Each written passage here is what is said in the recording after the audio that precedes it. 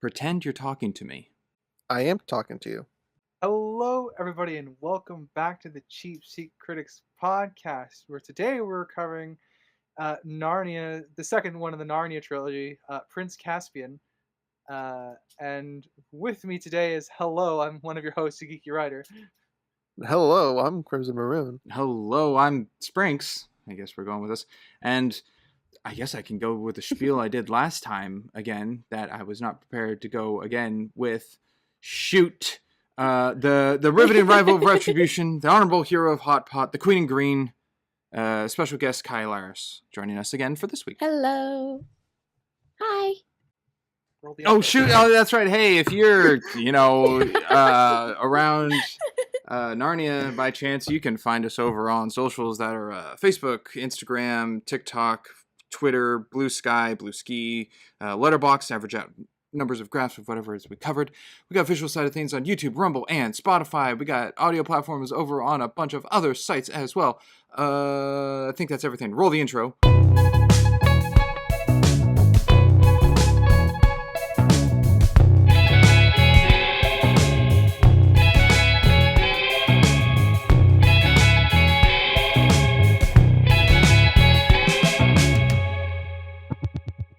Back from the intro.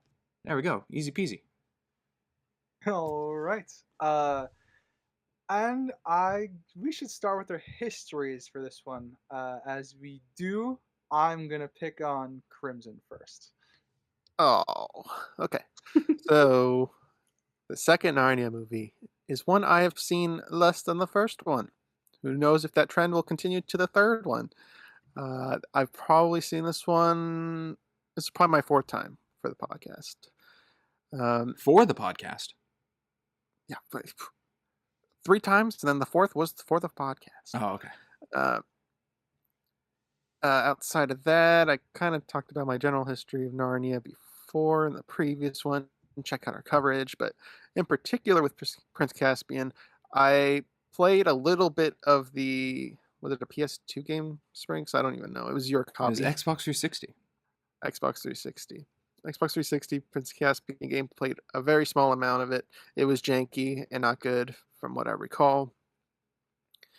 And I guess that's about it. Alrighty. Kye, why don't you go next? Ooh. So I've actually probably seen Prince Caspian more than The Lion, the Witch, and the Wardrobe. But I don't think that's too surprising because I am female and Ben Barnes is very cute in this movie. He is quite stunning. That is Caspian. True. Yeah, that's him very, in the very Punisher. true. Oh, I believe so. He's good looking in The Punisher too. Yeah, he is. Yeah. I'll go next because kind of funny offshoot. I got the hair for Caspian, so I actually dressed up as Caspian I think twice for Halloween. Because I just had the long hair and I'm like, oh cool, another long-haired like sword-wielding person I could dress up as. That definitely falls in the trend of characters I tend to really like. Nice. Yeah. And then in terms of how many often I've seen this movie, I know I've seen this more than the first one as well. There was a time in my life where I think I kind of cut it on in my general history, but I watched this movie I think maybe twice a week, 3 times a week for like a few months straight, just because I was that obsessed with it. So I know I've definitely seen this more than the first one. Might be hinting towards my subjective. I think I like it more than the first one too. But yeah, that is it for my histories. So Sprinks, why don't you round us out? You got it. I've seen this movie maybe 5 times in my whole life. I can't recall if I saw it in theaters. Half of me thinks I did, the other half doesn't. I played the video game. I think it was garbage. I don't even remember if I beat the first level. I just didn't like it. Oh, and right, let me add that on. My game history is also, it was terrible. Didn't finish it.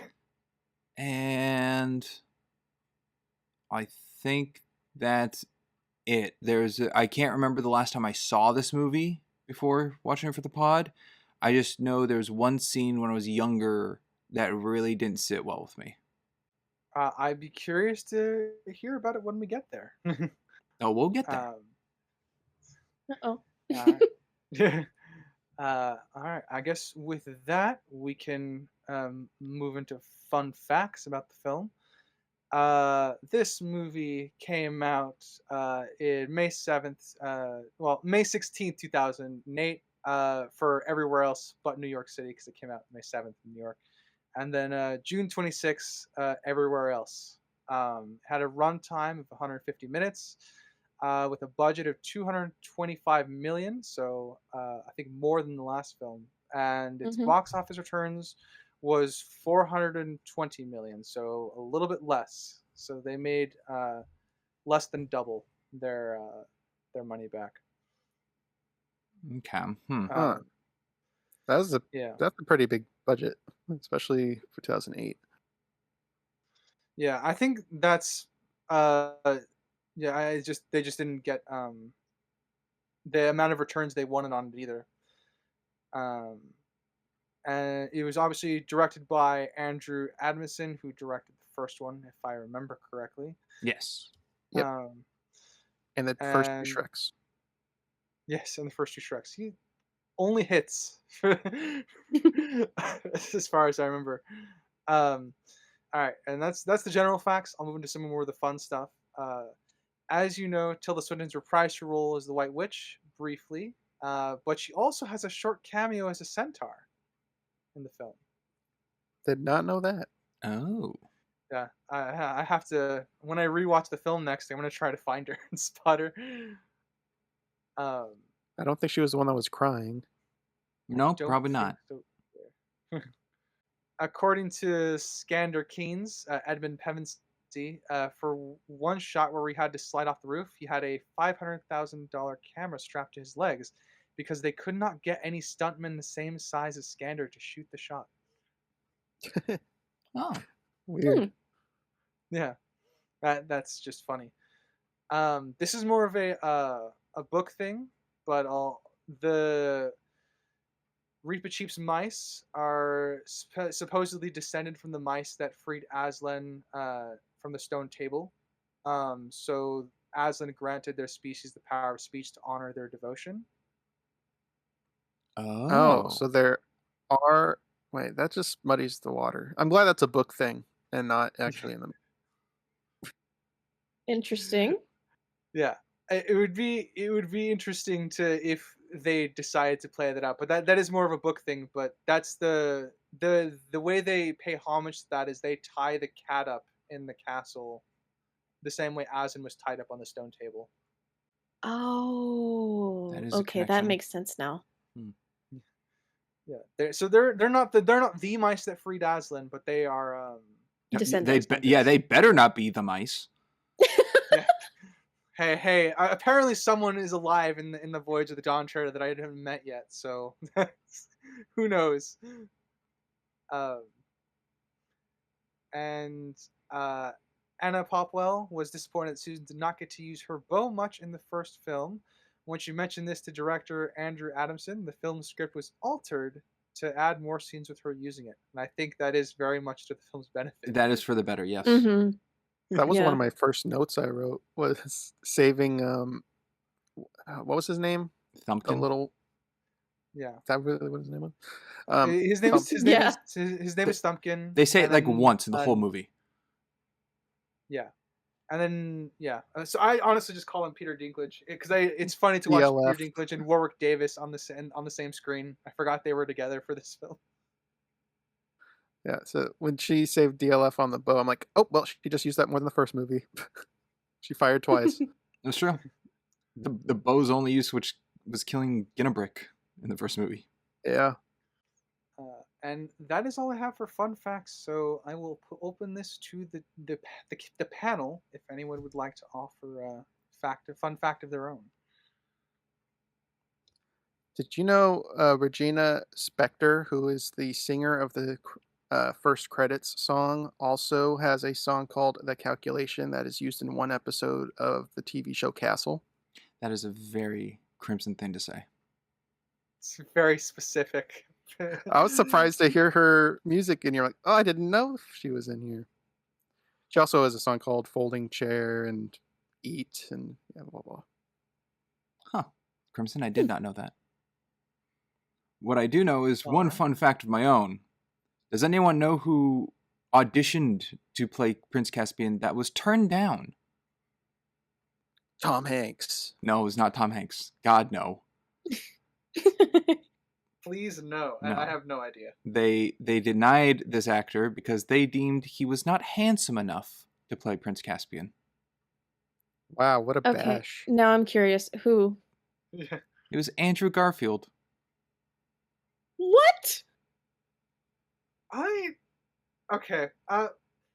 Andrew Garfield could play a good Prince Caspian, but I'm gonna be honest, is not Spanish looking enough.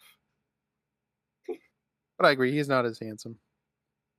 But to say he's not handsome, I don't get that. No, I wasn't in the casting room. Think But that's definitely an interesting one. I actually cannot see Andrew Garfield in this role. I think he could act it. I just don't see him in the role. I think I Yeah, could see it. I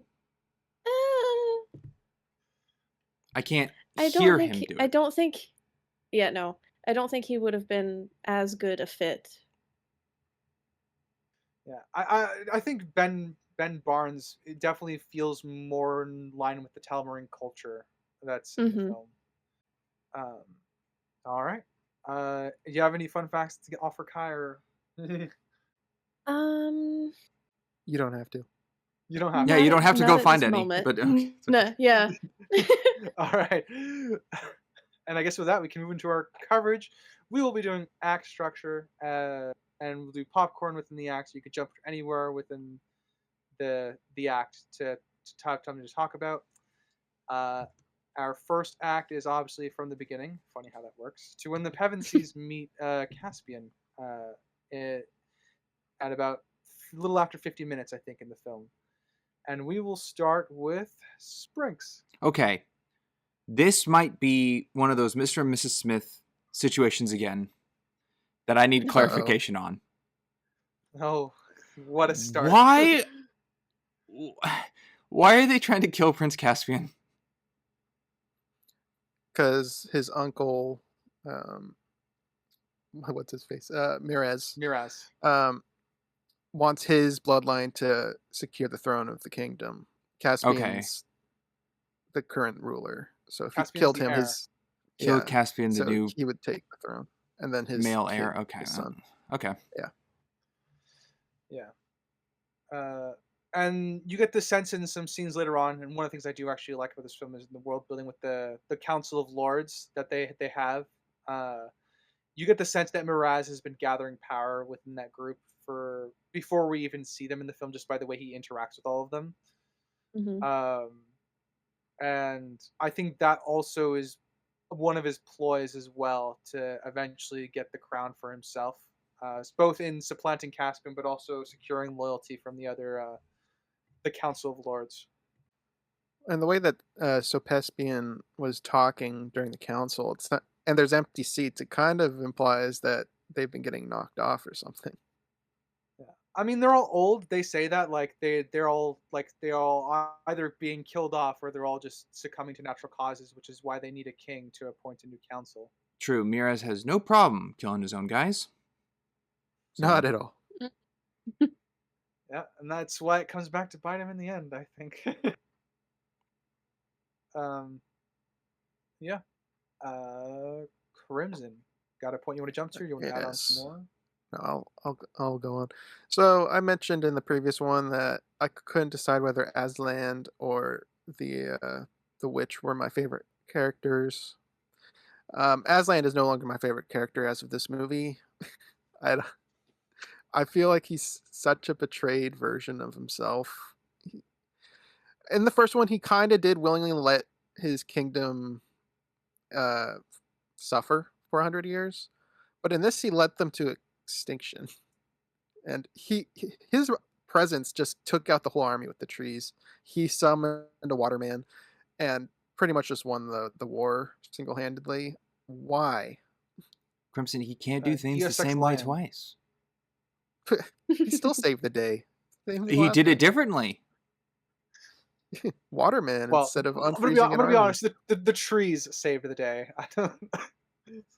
Yeah, they also waited for Aslan when they could have just Those helped trees the weren't in the cause. first movie. Yeah, yeah. Well, they were. We just never saw the move. I suppose. Yeah. Mm. I think I'm indifferent, I guess, towards Aslan in this film, but I think it's because I might be too used to the DSX like Aslan in this film, where he's more of a plot device than a character. But you raise a good point that I guess he technically did let Narnia suffer for a while. It reminded me a little bit of like the Fable comic book line of like the advancement of men and technology hinders that of like magic folk kind of thing. So like they still exist, but it's Yeah. like very succumbed now. Like the bear Yeah, can no but longer speak type deal. Yeah. Even though there is still a talking bear in this movie. Yeah. Well, the horses don't talk and stuff like that. Kye, were you gonna jump in there? I don't remember what I was gonna say. Hang it. No, that's okay. I'm It happens. sorry. Don't worry, it happens to me all the time. All right. Well then, Kye, you can, if you remember, you can add on, or you can jump to a point you want to go to. Um, actually, something I wanted to jump to was uh, you did, this is. I'm hoping this is still within the first act here. When Mirez has his men go to Caspian's room and start firing arrows at his bed, how many arrows does it take to kill one prince laying in his bed asleep? Well, a well shot Never should just enough take is the one. answer. Yeah. The fact that they had to But there are reload. several of them. There are several of them lined around his bed, shooting at him, and they reload and fire several other times. So, why? I They mean, definitely I couldn't play have it off as he had a stroke or something in his sleep. That's No. for sure. yeah, that was No. gonna it was gonna be a closed down crime scene there for a while. Yeah. I guess Miraz would have the power to close that part of the castle. But yeah, it's very inefficient. I agree. I think someone could just go in there with a knife. It'd probably be smoother. Yeah. Just do like the Nazguls Poison planned him. for the hobbits. Couple stabs. Yeah. I will say though, one of the things that bothered me about that scene was the crossbows are rapid fire in this film, and typically Mm. crossbows don't work like that. But I think the Telmarines are. Advanced. It's really weird use of medieval. Yeah, the Telmarines are very, very advanced medieval. Have very advanced medieval tech, so I think it's okay. I mean, their automated it's like if- catapult is something. Yeah, it's like they Mm. just never had black powder, so they advanced the technology that they had to the the maximum point that they could be advanced to. Mm. So I think I'm okay with the rapid fire crossbow bolts, though that will definitely come up again as plot armor later for Caspian if they can shoot it that fast. Well, I guess on the topic of the crossbows, it's I think in Act 2, but there was a guy who fired it twice. He didn't reload it. You could see. him just Yes, shoot I it did. twice. I did see that on screen. Yes, that did happen. So yeah. That would be my one like actual nitpick with the crossbow usage. Since we kind of touched on it a little bit as in the facts at the start of the film, I will talk about I guess one of my favorite writing like mirrors that happens in this film. Whereas the one of the last acts of Susan in the previous film was to kill a dwarf. Her first one here in Narnia is to save a dwarf, which is I think kind of builds into one of the themes of this Narnia movie, which is that Narnians aren't killing each other anymore in this one. They're all uniting. Yeah. Uniting to fight one common enemy. Yeah. Yeah, man. Down with the man. I mean, it is that is personally one of my favorite tropes. Everyone banding together to fight the common foe. That's like, I'm a sucker for those stories, and that might lean as to why I enjoy this Narnia movie a little bit more than the first one. But we shall see. Crimson got another point to jump to. Yeah, I guess it's kind of overarching because it's in the beginning and the end, but that's the transportation to Narnia being, I guess, teleporting in a subway station. Um, no one's no one acknowledges that they like blink out of existence, so I have to assume they didn't change physically at all. It happened in less than a second of them leaving and returning. Oh, I see what you're saying. Yeah. Yeah, Which goes into inconsistencies with the first movie. Yeah. Because You know the what's also Hufflepuff interesting is- boy was still there at the train to get on. Yeah, it wasn't a different train. It was the same train. You're definitely right about that. I think adjacent to that one, my other time issue might be the fact that they were gone for 1,300 years. I think is what they said at some point in the film. That's what Susan said, yeah. Yes, yeah. Susan's like, I'm 1,300 years older than you, or something to that effect. And the the conclusion I walked away with is time is really nonsensical with Narnia, because the Telmarines arrived before they left, but the Telmarines didn't exist in their current era. So I conclude that portals can open at any point, any time, in quote unquote the real world, and drag something into theirs. Oh. I thought there was a line that said they arrived right after they left. Yeah, but I think writers hinting at they're from like 1940, but the pirates would have been older than that. Yeah, these are medieval pirates that were roaming around, I think, in late medieval era, so I would say 1700s, 1800s, just before guns start getting like widely populated. So maybe even earlier than that. So my point with the time is that portals evidently can open up at any point in time in our world and drag them into I guess, a consistent timeline within Narnia. I think that's how it would have to work. They can just pull people from different times in the Narnia timeline. Yeah. I do wish we kind of saw how other than I guess just being told, but actually see the Telmarines arriving in Narnia. It would be interesting to get a quick, like, 5-minute flashback to them sieging Cair Paravel or something like that. Yeah, that would have been cool. Yeah. To be fair, Mraz does a good job with his dialogue a lot of times. Like, our ancestors shed their blood to exterminate the vermin of Narnians. So they've been busy colonizing. All right, Spriggs, you got a point? I sure do. A Or nitpick we'll I add have on? in a lot of movies, as a matter of fact, and it happens again in this one. That baby is not a newborn. It is too clean. They don't even cut the umbilical cord. It's just gone. When No. have you ever seen that in a movie, though? I've seen it. Oh, shoot. What movie was it?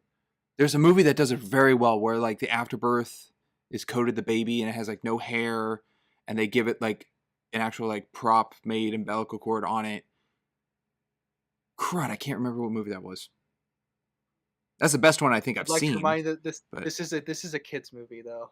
Yes, but they can Mhm. still put it in a blanket. It was just too quick. It was quick. I mean, broadly, you are correct. They tend to. Those are details they tend to gloss over. Yeah, A lot. that's why I just have it as a nitpick. Because it happens a lot when babies are born in movies. It's like, here's your baby. That's a 4-month-old. That's, no.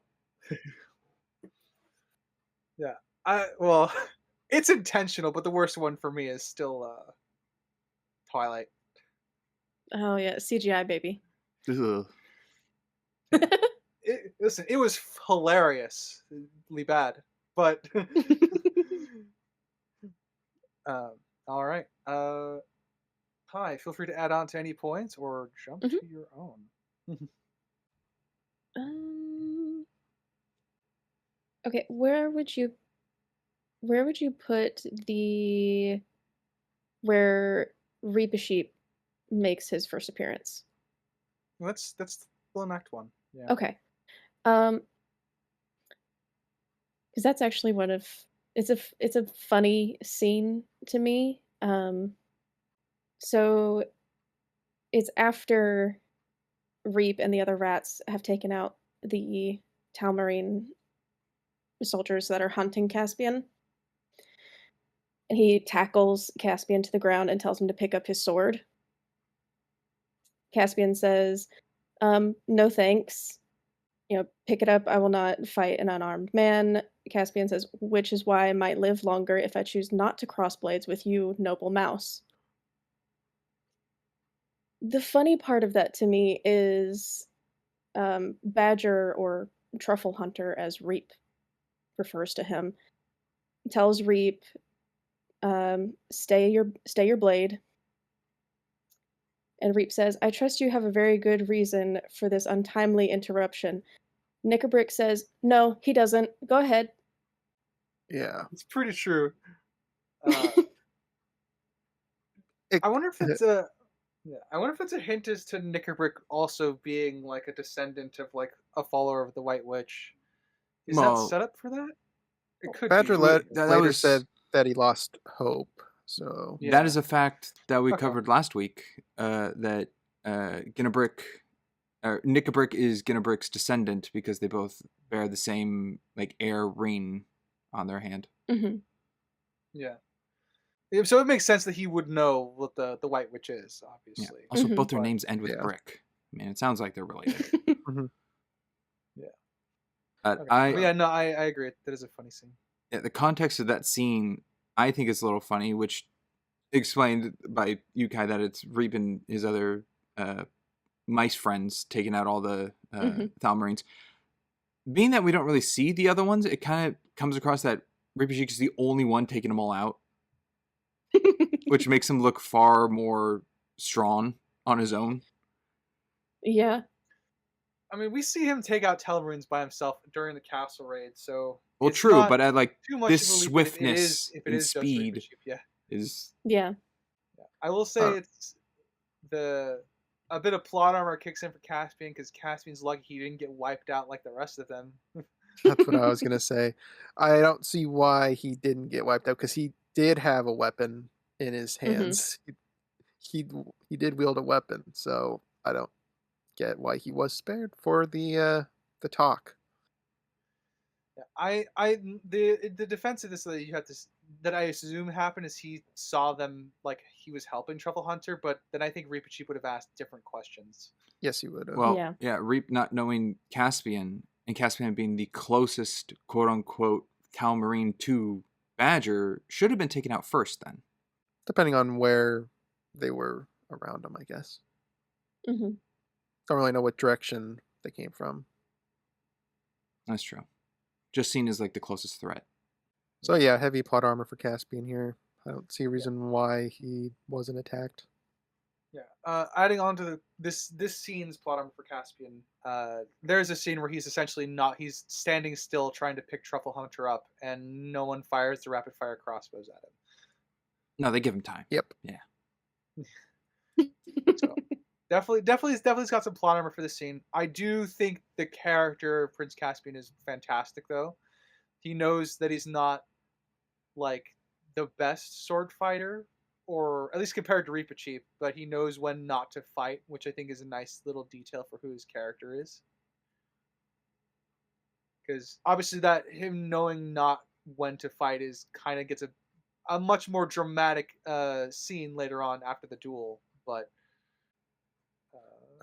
So they kind of repurposed Susan's horn in this.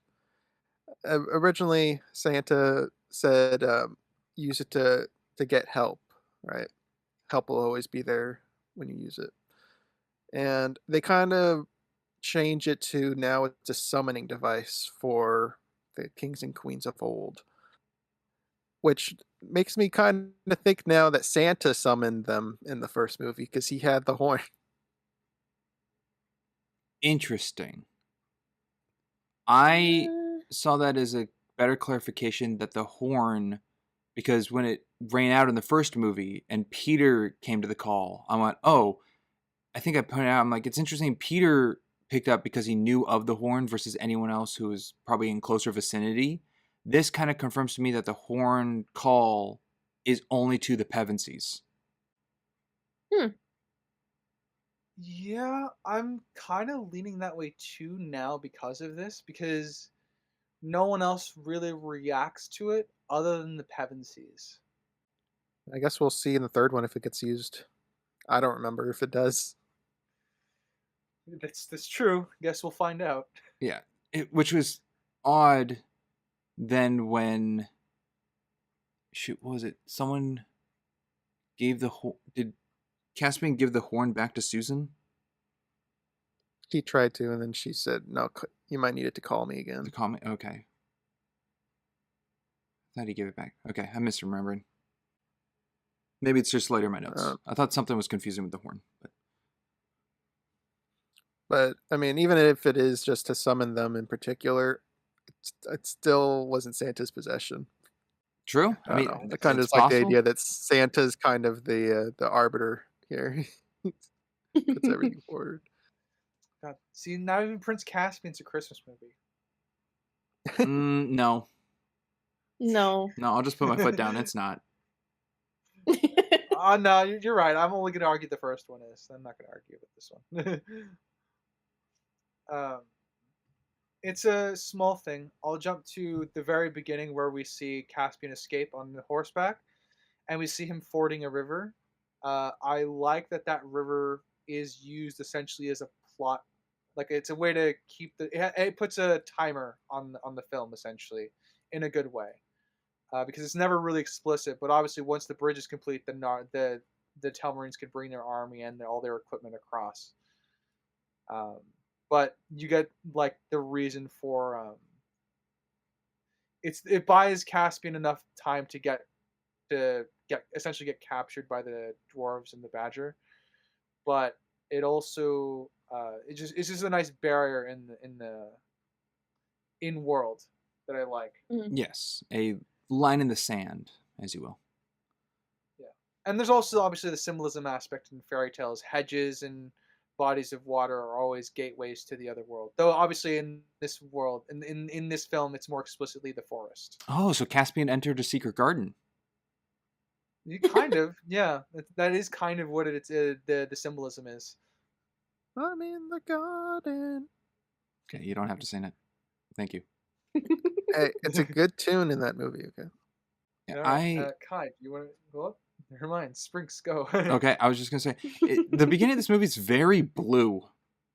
It's very dark blue for a lot of the night stuff. Is this the return of Sad Seattle Blue? It was a little bit Just sad on the Seattle night? blue, Not yeah.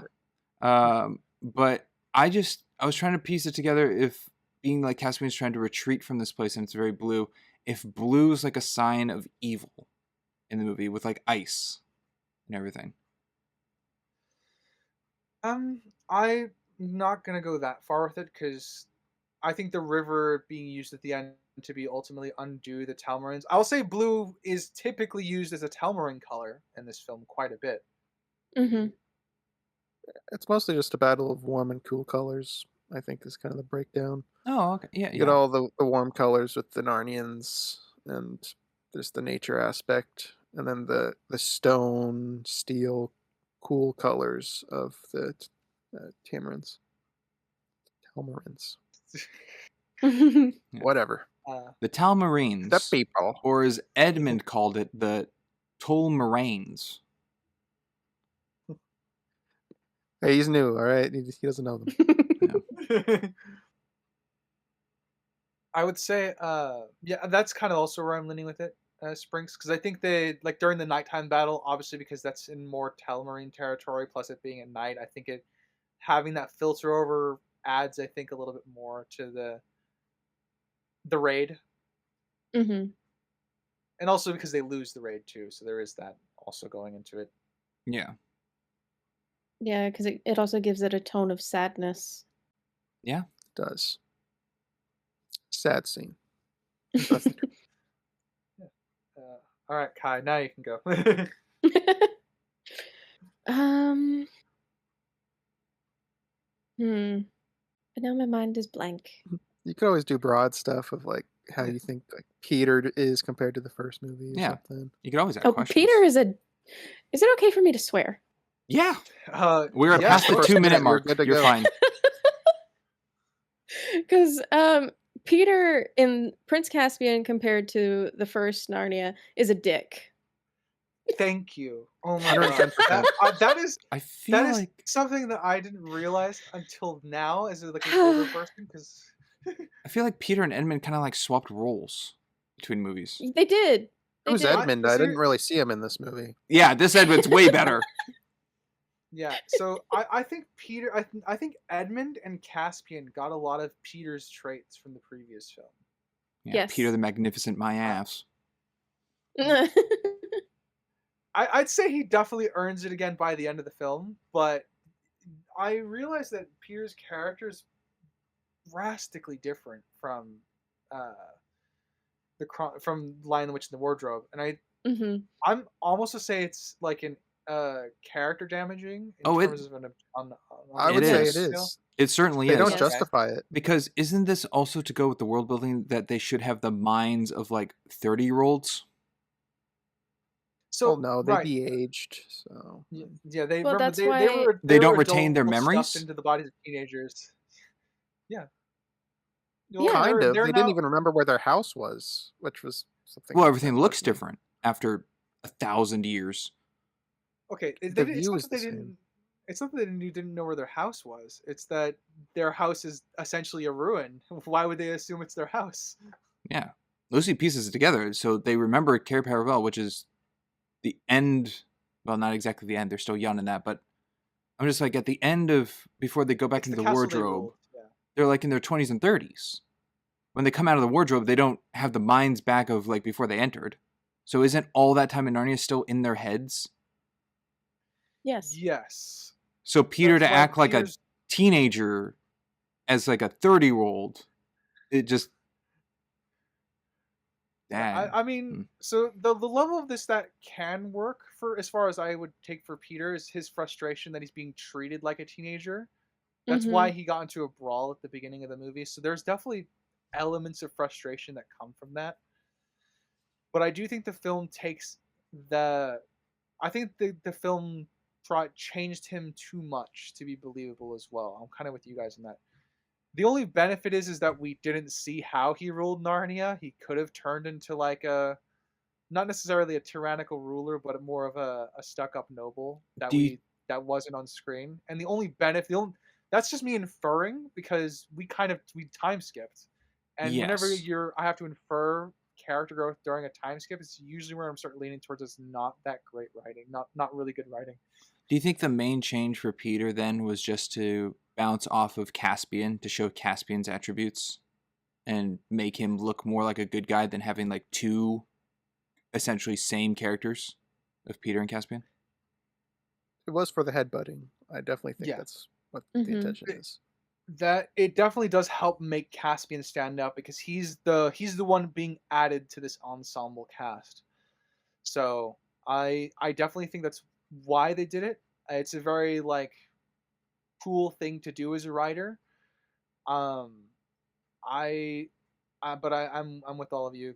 Peter's a dick, and he's out of character for me for a lot of the film. No, for me, or they need to at least justify it. No, a change they should have done, rather than Peter being like, I'm the king, I'm the leader, you follow under me. I'm High King, you follow under me kind of thing. They should have done it more like, I don't trust this guy because he's a Telmarine and the bad guys, and he's trying to protect his family. They should have gone with that approach. Yeah, I absolutely think that would have been a better approach, because we already have the like very protective of his family trait that's still in this film, but it carries over from even more so from Lion, the Witch, and the Wardrobe if we go that angle. Peter, for Susan and Edmund, sure, I can see that. I don't really see Peter defending Lucy a lot in this movie. They tried to play off that whole thing of Kind of don't does believe you later. story again.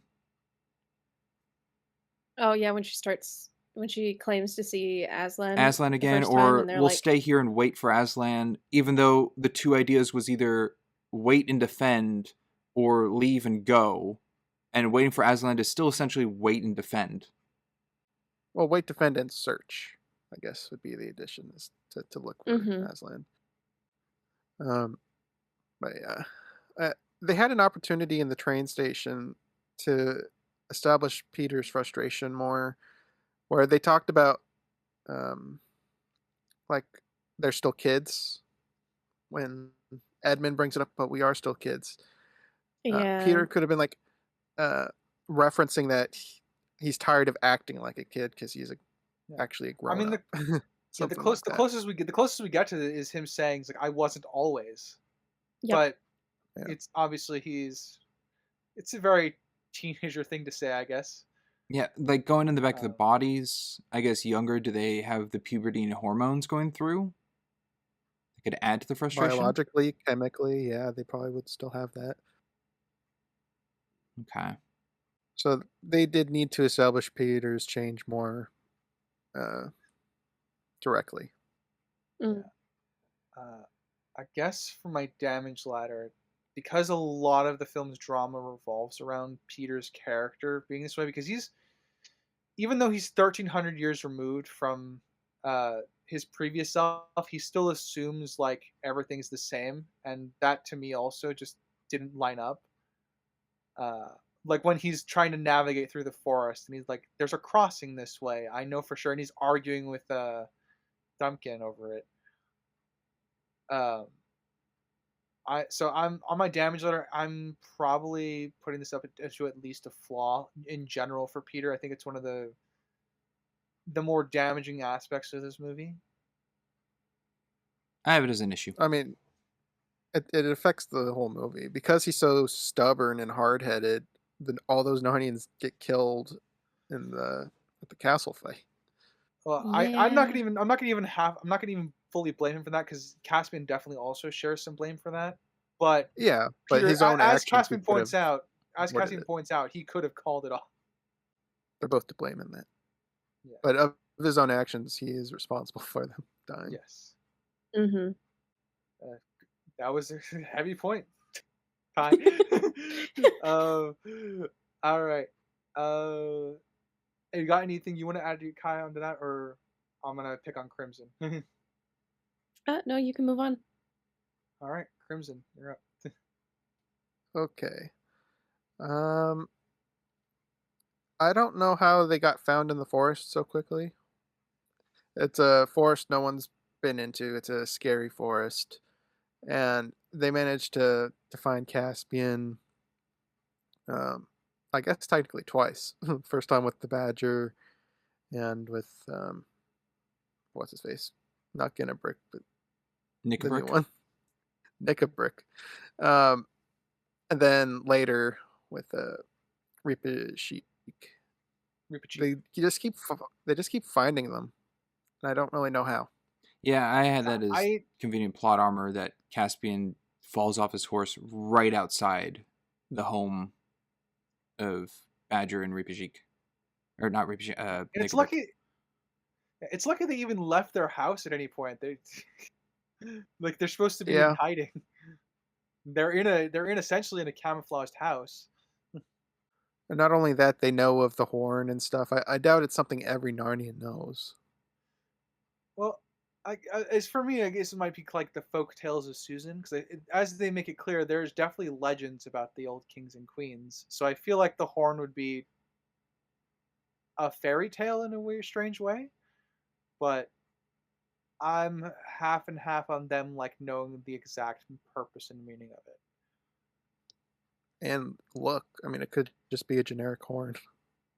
Yeah. You can be told of Susan's magical horn, but that doesn't mean you know what it looks like. No, but the professor might. the tutor. Yeah, but I'm more referring to Badger and Knickerbrick and Knickerbrick? Trunken. Knickerbrick. But maybe they've seen the cave They were able to drawings. identify it visually. The cave drawings aren't that detailed.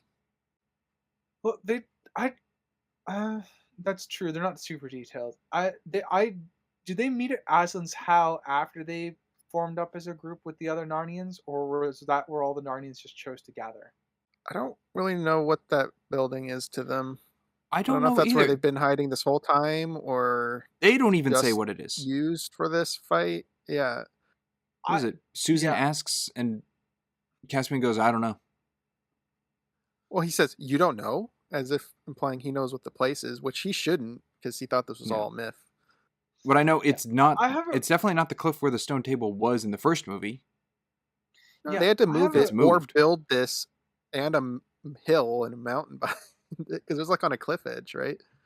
Yeah. I mean, this might be getting into Act 2 a little bit, but I never had this impression as a kid, but I got this impression watching this time. Did Aslan sacrifice himself on a second stone table? Because the way Lucy phrases it when they reach the stone table, yeah, it's cracked in almost the exact same way. It doesn't help.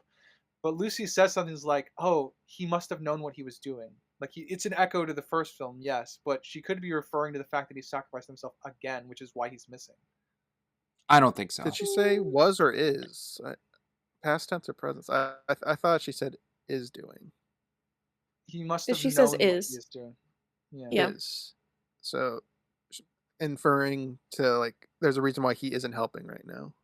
Mm-hmm. Okay. Yeah, and his answer It's is definitely- can't do it the same way I did before.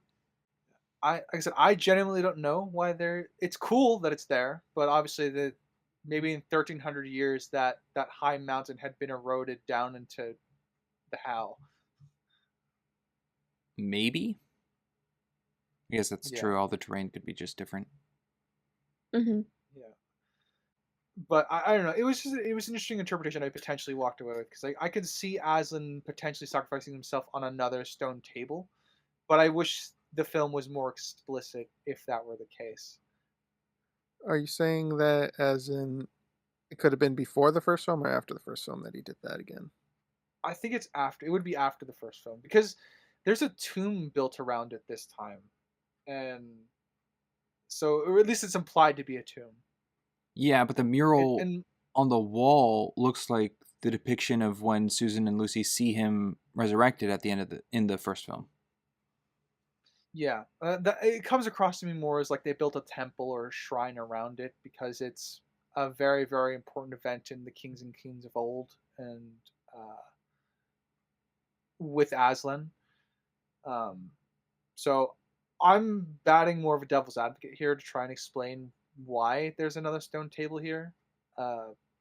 So I'm with you guys. I still think it's the first one somehow.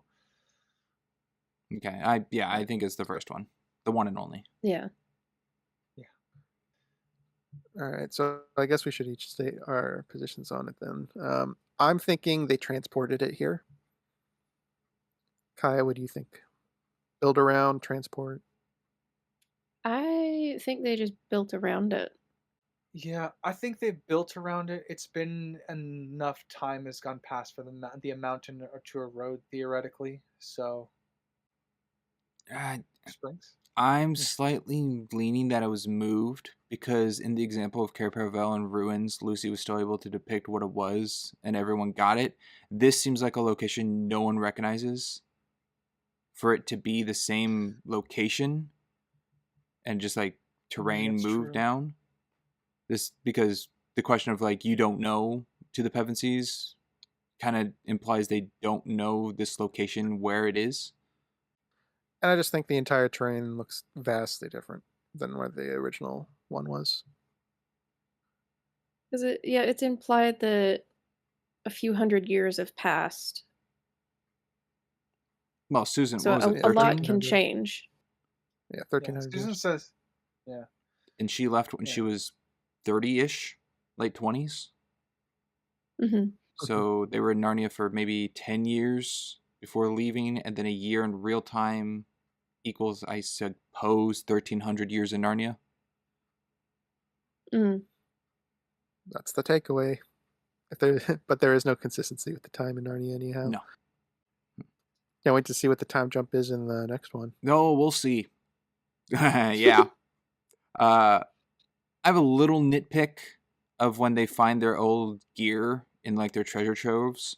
They've been in Narnia like growing up as kings and queens for roughly, I guess, 10 years. I don't know why I guess why they would keep their battle uniforms of their first war, but wouldn't they have also stuff of the years of them aging?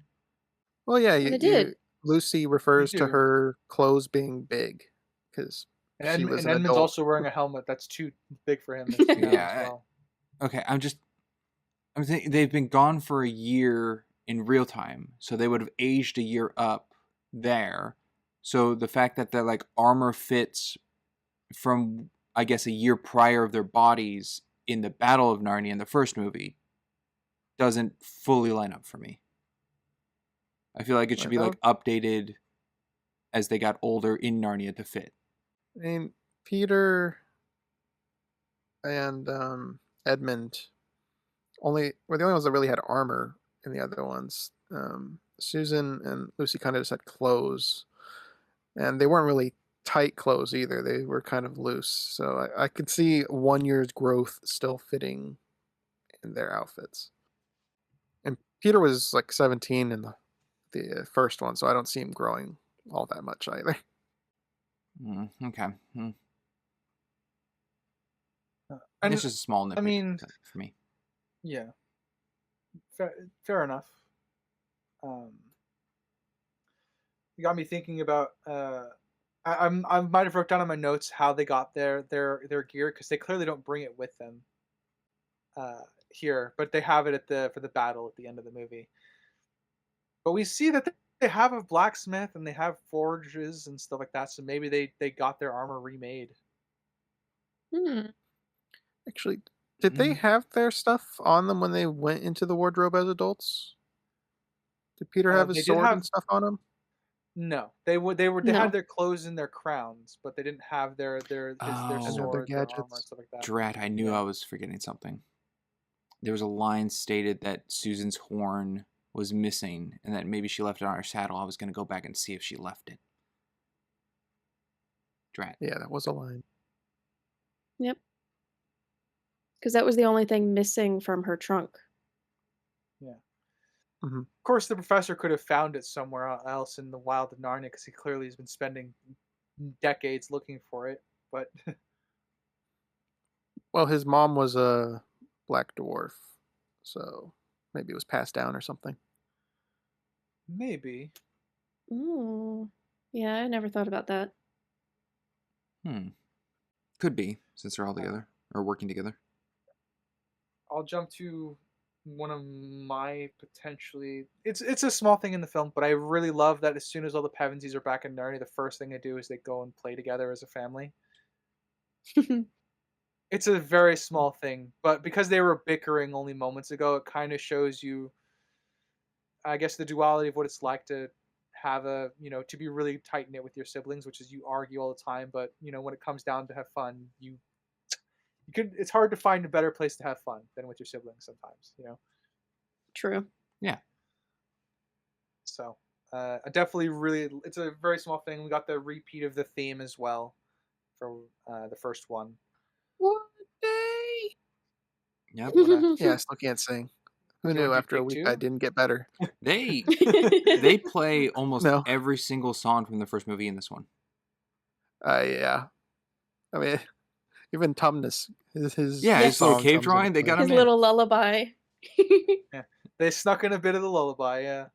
Which, I guess, Crimson, when Lucy brings up that like they've been gone a long time and Tumnus and the beavers are gone, is that like your favorite line? Favorite line? Because Tumnus is dead. Asking this. No, because the beavers are dead. Come on. No. So, I actually like it in concept. I feel like the acting was actually a little lacking because of how invested she was in those characters, and we get like 2 seconds of her tearing up, and then they cut away, and then that's it. That's it. No breakdown. no real consulting of them all like hugging her, like it's okay, blah blah. Because they've I had do. like a decade with them when they were growing up in Narnia, and now it's not just like the 2 days in the first movie; it's a decade of being friends with them. Yeah. Yeah. I agree. The reaction should have been, I think, a little bit more drawn out, a little bit more pointed. But you know what? I'll take this over. It's that time every season. I'm going to clown on Ryan Johnson. This is still better than cutting away from Luke reacting to Han Solo's death. Just saying. Yeah, that's not great. Yeah. At least we got something, but I'm in agreement. I wish we got more because they were all invested to a degree. Somehow Aslan Well, returned. Yeah, not just the characters, but onto the audience watching the films, knowing the whole first film was like their character interactions between those people to then just be overlooked in this one. Yeah, so I like that it's at least referenced, but it is not given the care it should have been. Mm. We don't even see the lamppost in this one. No. No, And you I do thought that would have not. been cool. All right, Sprinks, you got a point you want to jump Yes, a little continuity error I noticed on Thumbkin. When they save him and he spits out water and he like removes the mouth gag around his neck. At 25:17, it's around his neck until it goes to like Peter, who asks him something, and when it goes back to him, it's completely gone. I suppose so. I guess since my next point's gonna be adjacent to that, it's very convenient that Thrompkin's gonna get dumped off and to be drowned here rather than just executed at Miraz's castle, and it's lucky that the Pevensies are also just happened to be here to rescue him. Yeah, I don't know why they went all the way out there to kill him. Is it Miraz, I feel like to... would have made a public display of that. Probably. Well, depends on the showing of Narnians. Is that a scare to the public? And being that it's so recent, to keep it more under wraps, so they got the body as far away as possible. I mean, I they mean, kind of could just burn embrace in it the though after the castle or raid, something. so I feel like you'd execute him in the castle, let the word spread, and then once the night raid comes, it's just even more evidence to make for your kingship, I guess. Oh, the night raid wasn't chosen So by him. Yeah, but he doesn't. But this doesn't necessarily help his case either. So it's an odd choice. That's why it makes it feel so convenient, because a lot of the film revolves around this particular plot point of the Pevensies having to interact with this dwarf, because the dwarf is their kind of guide to New Narnia. Miraz is a man of optics, so it is kind of weird that he didn't utilize him more than he did.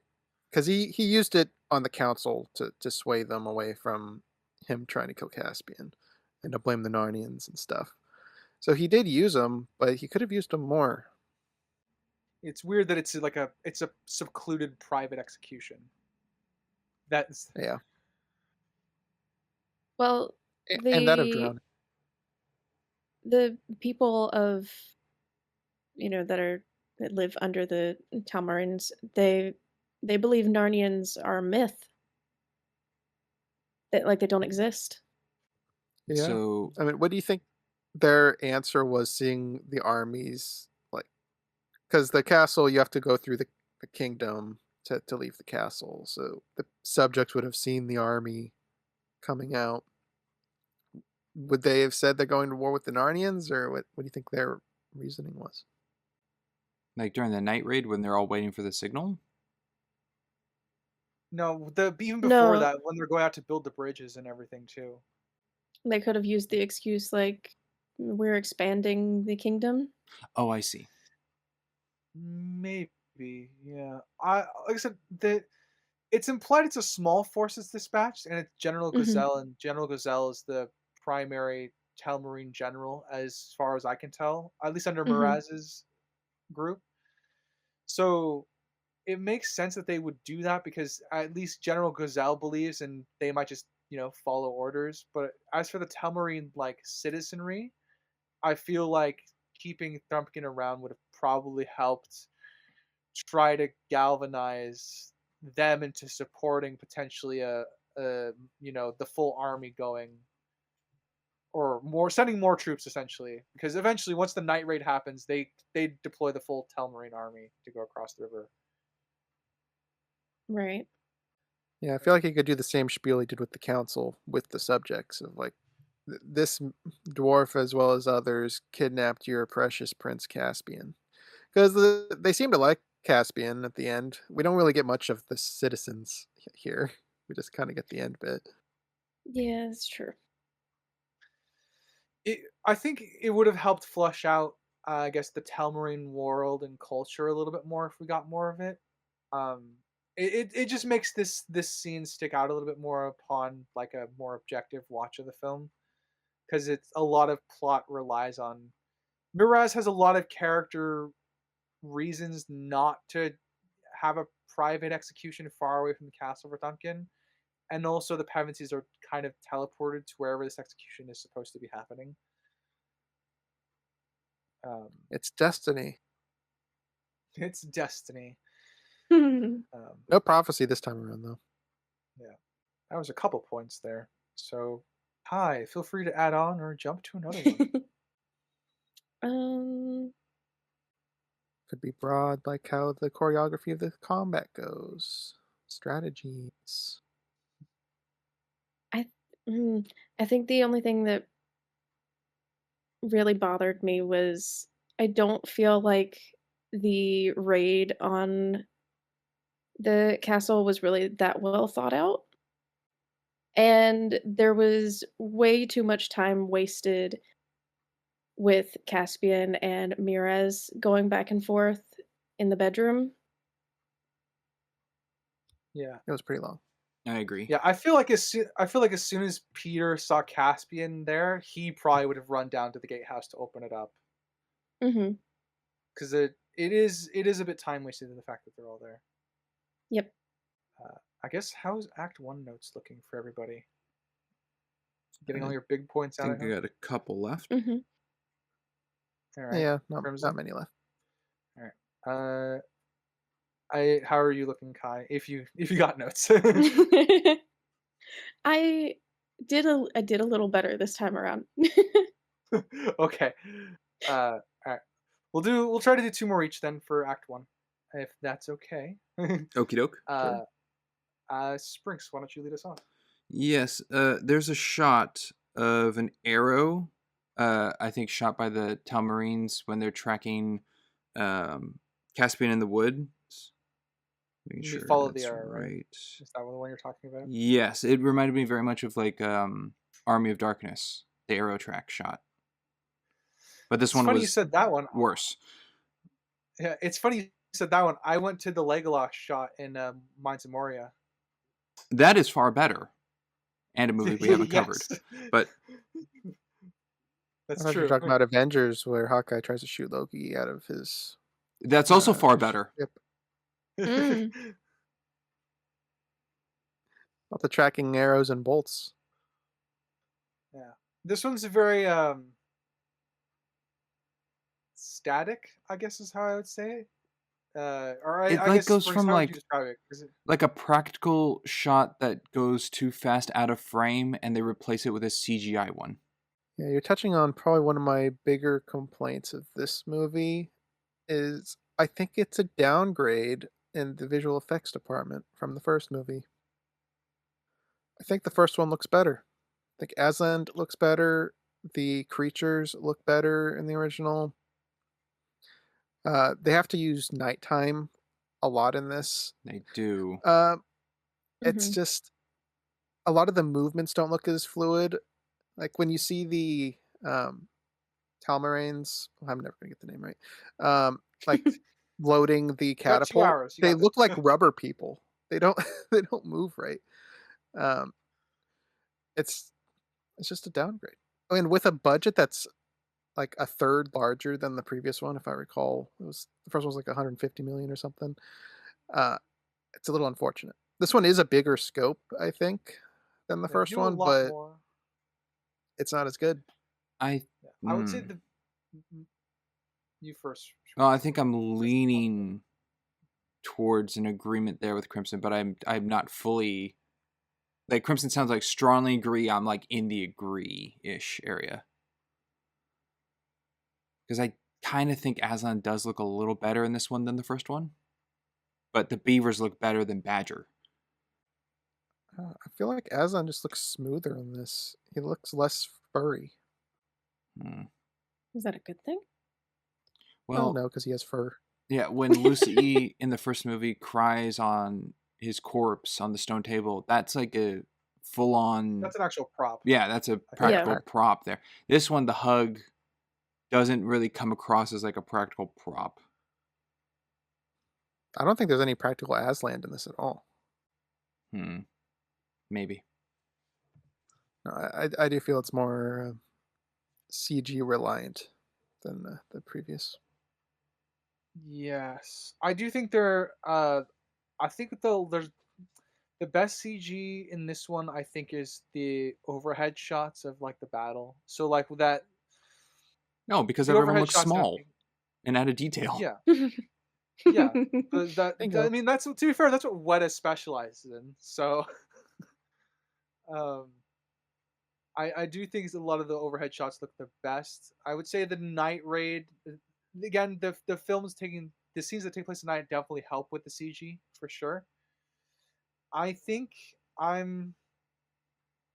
would say broadly speaking, the individual like animals look weaker CG wise, but I would say more broad the overhead like full on spec shots I think look better in this than they did in the original. Okay, I think the Minotaurs and agree with Centaurs that. look pretty good, but the bear, not the talking bear, but like the black bear that she's Lucy, I don't think that looks very good. No, Mm-mm. like the polar bears in the first one look Those better look good, than yeah. the black bear in this. Actually, almost every animal in the original, in the first movie, looked better. I think so. Reepigy looks okay, I think, actually, in this. But we don't really have much of a comparison in the first one. Oh, you know what? The cat they tie up, that looks great. That looks like a real cat. Yeah, that does look good. That's the joke. I think it is a real cat. Yeah. I was about to say, I think it is a real cat. Yeah. They got a practical cat and trained it to be tied. Yeah, I mean, man, you see the horses in this one? Whew. Where's Phillips? Oh, he's dead. Yeah. Philip's Who's your dead. favorite horse? Yeah. He said he was getting old at the end of the last movie. Mm-hmm. Yeah. Poor Philip is definitely a goner for this one. All right, I will jump to. I'm gonna jump to the Caspian and Peter dueling, and Peter is being a dick when he says like, at least some of you can handle a blade in reference to Reepicheep. But it's also true because Peter disarms Caspian pretty quickly in their sword fight. True. I suppose we Mhm. know Peter's level of training and everything. We don't know anything of Caspian's skill level. Yeah. I mean, there's the general, like, royalty typically gets trained, but we don't see any training in this. No. Yeah. I mean, Knickerbocker. And then Peter, we don't really know his Also- either. Yeah. Speaking of, I There's guess a decade of him that's true. unaccounted for. Speaking of sword training, Ryder, could you assist me? Is what's his name? Thespian? Thespian? The uncle? Sepaspian. Sepaspian? Sepaspian. Yeah. Is he the not today trainer in Game of Thrones? In season 1? Definitely looks like him, but I'm gonna go with no because Okay. Sepaspian looks older than that person does. Okay. I kept thought he was the same guy. They are not the same person, but they definitely they look alike and have some similar mannerisms. Okay. But yeah, Caspian's training, I suppose he's gone through archery and swords but inside joke, probably maybe some fencing classes.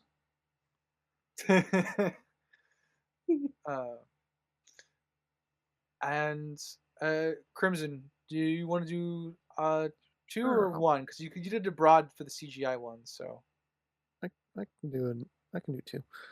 okay.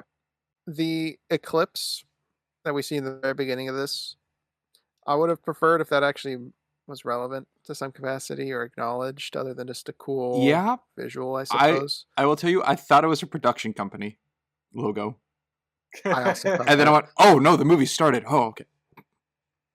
Yeah. So if that was some sort of, I don't want to lean prophecy, but something like the horn was called the night of the eclipse, or Times have like changed, like it has some Yeah. importance tied to it. It's just there. or I maybe mean, an that's normal eclipse for does have a Narnia. lot of meaning to it, but it's just, Maybe there's an eclipse every night. it's not. Who knows? But yeah, just to add it in this film and add nothing to it, I guess is just my, I guess, subjective complaint. I don't think there's an Ooh, objective flaw for that. do you think because of the speed of the eclipse, like it's very fast moving, is that to kind of show across that this isn't like our world focusing on humans first, and that this is actually taking place in Narnia at the beginning? I think that's just visually sped up. I don't think that's real time, because it's not like it's panning to the castle with the eclipse. You're just focusing on the eclipse and then it goes to the castle. I think it's just a sped up eclipse. You think it's just a sped up eclipse and then pan to the castle not being sped up? Yeah. Oh, that's weird. Ooh. It is a weird visual, but I If it's that had way, that is, yeah, if it's that, I have it as an objective Nick, because that is very kind of lazy. But I like it the other way, that it's expressing something that's not normal to the world, to show off that this is Narnia in a way where they can't show Narnians because they're supposed to be quote unquote extinct till the point shown. I mean, if it's to reference like Narnia's nights are shorter or something, that would be interesting. And we have the kids complain, "I don't get enough sleep here. Can your nights be longer?" So, because that would have to be addressed, I think, if it's that different to their world, and I don't think it is. I don't think the nights need to be a time frame, but just like another If the moon is orbital, moving that quickly, the nights would be faster. not the moon, but the thing eclipsing the moon. It didn't seem like both objects were passing by each other. One thing was going over for the eclipse. The speed of whatever that was. So you don't think it was a moon? I think one of the two things was a moon. That was pretty stationary. I think the thing that moved over it to eclipse, either being another moon or an asteroid or something, I think is the thing that's moving. That's causing the eclipse to happen. Which could happen every day. Maybe I'm misremembering. It's just the light behind it and then the object covering it, yes? Oh, I thought that thing behind as was to the what an moon. eclipse is. Yeah. I'm confused Yeah. with what Sprinks is saying now. Well, it's not the sun. Isn't an eclipse when the moon passes over the sun to be outlined? No. There's a lunar eclipse where the Earth passes Earth its blocks the shadow moon. onto the Earth blocks the moon, and then there's the solar eclipse where the moon blocks the sun. Oh, well then maybe the movie's trying to convey that Narnia's Earth or whatever spins very fast. Which would make a shorter day and night cycle. So, at the end of all this, I'm thinking it's just a sped up eclipse. I have no take on this, to be honest. I don't either. Just listening to the two of you argue it out. It's one of my favorite pastimes on the podcast. Well, it's something unique to the podcast. 'Cause I don't anyone know else about has ever Narnian gone to astrology. sleep about this. Yeah. Yeah, I mean that is one of the things we love to do on the podcast. Kye, feel free to add on if you want. I'm sure someone's in the audience is so tickled because they're so curious on Narnian astrology and like the constellations and everything. Yeah. I'm curious to why this is even a topic of conversation. How did this get brought up again? Because of the eclipse, the beginning of the movie. I brought up the eclipse. Oh no. Now, is the Leo constellation based off of Shut up! Aslan? Shut up! We're moving on. Stop it. All right. Yeah, Kai, take us away, please. Oh God. Please. I don't know if I can add to that. Well, I mean, you could either add to it or jump to. You don't have to add. another Please, point. something else. Why wasn't it a blood moon? Darn it! Stop it. Oh no. Oh, I had it and then I lost it again. Oh, Damn it. It happens. I can go again if you want to think.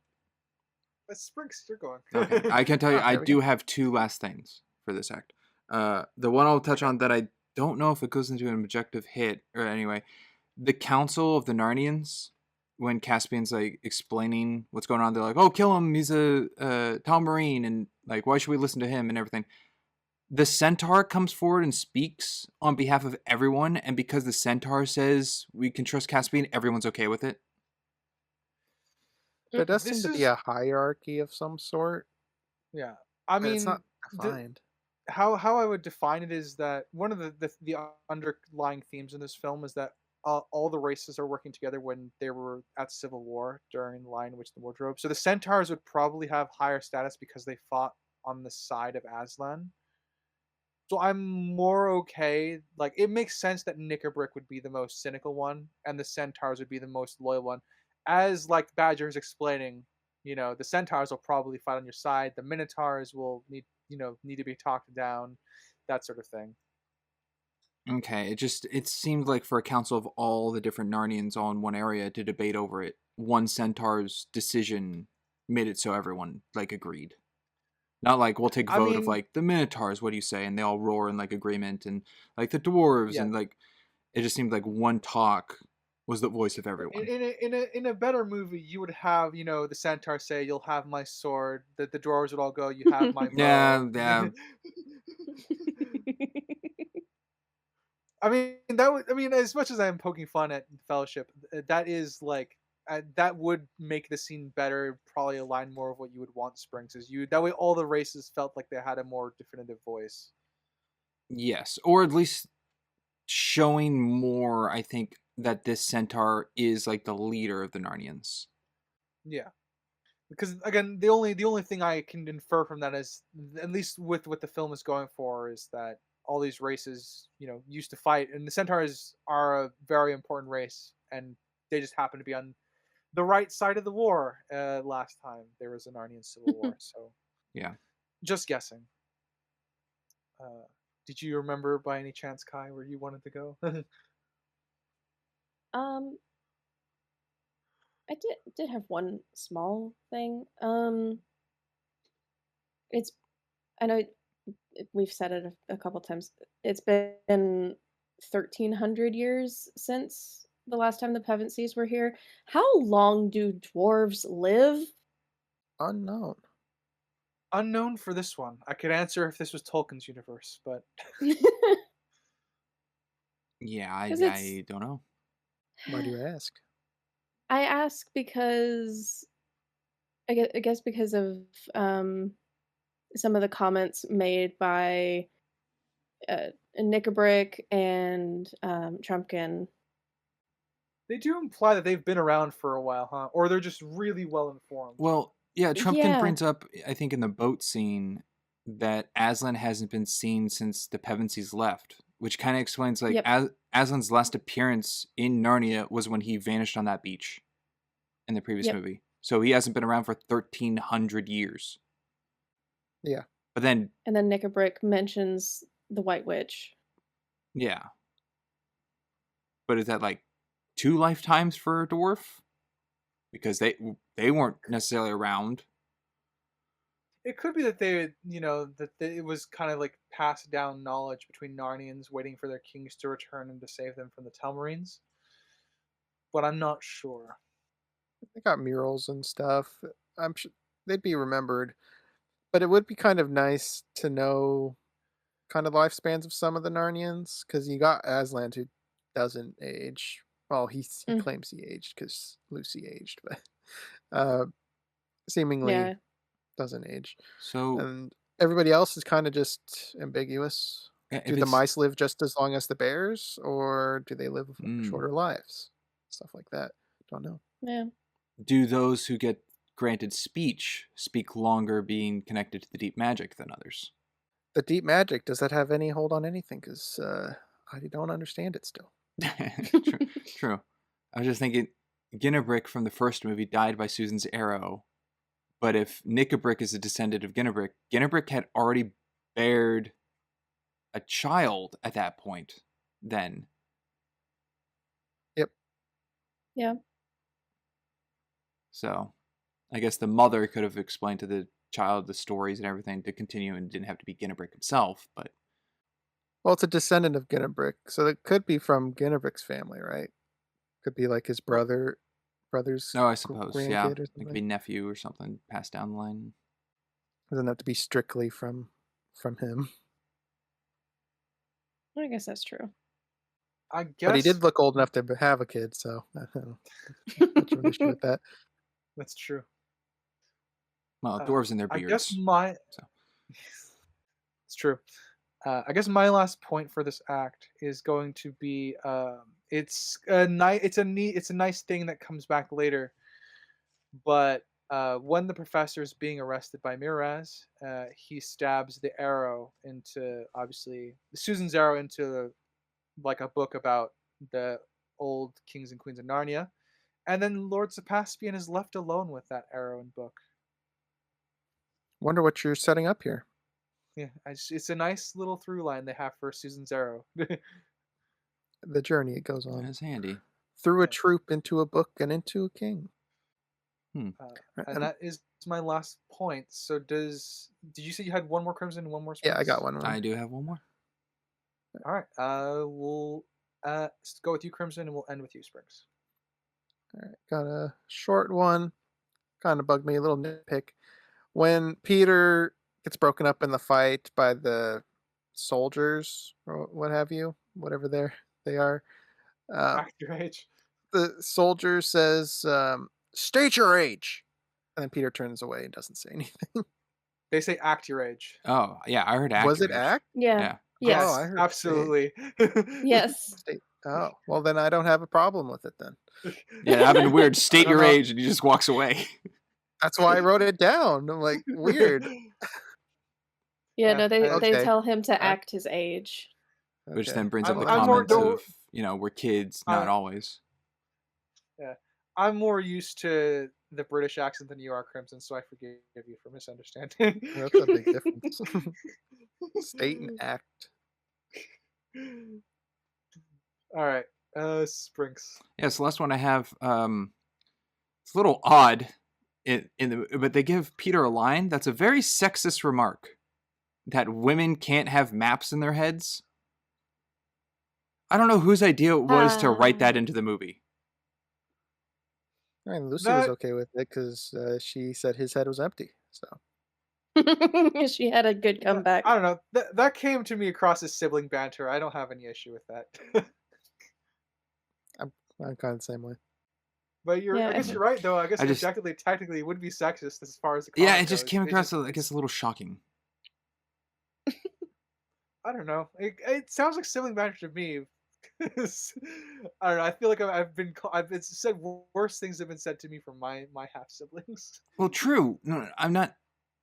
I'm just saying in the remark of like a sibling to sibling is fine, but in a PG rated Disney film made in 2008, for that to come across, like, I just think mean, it could have this been is written really- differently for the same instance to come across. But I don't know. For me, that just comes across, and that's why they don't have like. It's not for me. I guess it's not that big of a deal. I guess in the choice of language. The movie is also set in the 50s, so That is By true. this point. Yeah. 40s. It's still World War II, I believe.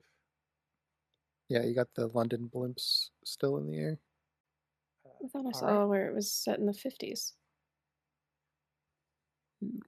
Inconsistency. There was a poster of like a Civil That- Maybe? War in the train station. I don't know if that helps. narrow anything down. Well, it takes place 1 year after the previous film, and Yeah, That's and 1 year after good the point. London Blitz, 1 year after the London Blitz would probably put this around And there was just bombings in the before last one. Normandy or just after Normandy. So I feel like at this point in the timeline, if it's only a year Oh, okay. jump I from have the previous film. in 1941. My bad. then yeah, still World War II time. All right, and I guess from that we'll move to Act 2, which is where starting out with Miraz making Gazelle kill his men because he's the only one that survived a savage Narnian attack, to just after the night raid where Caspian gets tempted by the White Witch and Peter. And we'll start this act with Kye, if you want. Oh, this is the temptation. Yeah. This is the scene that freaked me out as a kid. Yeah, me too. It's the like Could trauma bond again. yeah. It's the how I describe him as like a werewolf looking character. Okay, yeah. Hunger and thirst. It was a werewolf. Yeah. Yeah. I don't remember werewolves Yeah. in the first movie.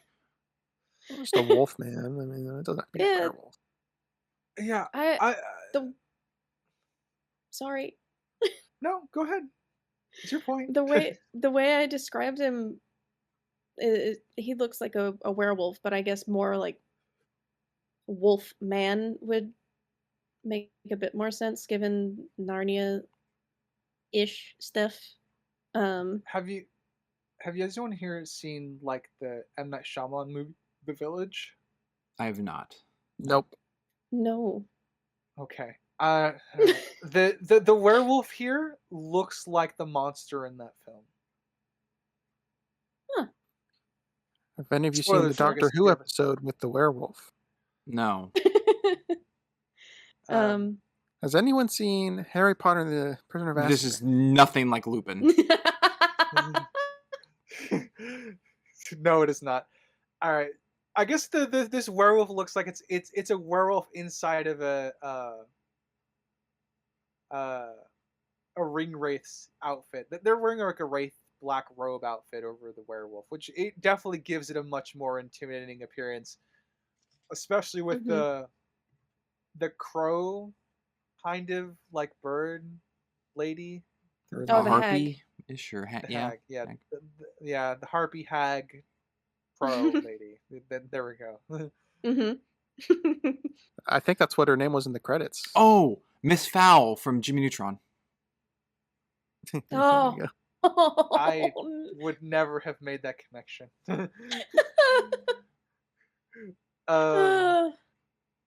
But yeah, no, I'm in agreement, Kye. I also this used to freak me out as a kid too, and Yep. I was made even more so creepy for me because I had like dressed up as Caspian as a kid, so it was even more freaky for me because I dressed up as the character before. What do you think would have Yeah, happened it's- if she got the blood? Oh, I She would think have she was bursted just out of the ice, even though she could already put her hand out of the ice. Yeah, but like the think blood she would have would've made her been- a full being? To I would grow a guess body? so. Probably. Okay. I didn't know if it would I also don't be have like any reason. she would take hold over the body. Like the blood is the path to get in, like blood magic or something to take over the form of the vessel. I didn't know. That would be really creepy. So like she touches like let's say Caspian's bloody hand, she transfuses into him, and then his body starts cracking and breaking, and she kind of bursts out of him. It takes form. Yeah. That would definitely need to up the rating of gore for this. Well, so. true, but her line of like "we'll do it together" kind of thing to Caspian made it sound like it wasn't just like we'll work together. It's kind of like forced to work together. Well, I didn't get that. But, I got the work together. I mean, I knew it was doing something because it was tempting Peter. It's Like there's a enticing hex. their greed, their lust for power. It's playing on the fact that they need more power to save people. Mhm. So it's definitely like, I mean, that's why I jokingly called it in the act structure, like it is the temptation, because this is falling right after what is the second act low point, essentially. Yeah. I do like that Edmond is kind of a badass in this scene, though. Yeah. Breaking the ice, Yeah, and And even in a way, before that, kind stabbing of jumping her. over the stabs her fire in the and back. slashing the wolf. Yep. Yeah, Edmund got a couple badass moments in this scene. Mhm. As I But said, he and kind of I took do Peter's like role. and I do like that Edmund is the one that's probably the most resistant to the witch because of what he went through in the first film. So I do appreciate that as Yeah. well. Mhm. Thank goodness she's gone, right? No more witch. Yeah, Yeah, yeah. he's I gone. have no idea how. I have no idea why her wand still is here. Maybe we should break it again, guys, just to be safe. Yeah, someone took it from the battle.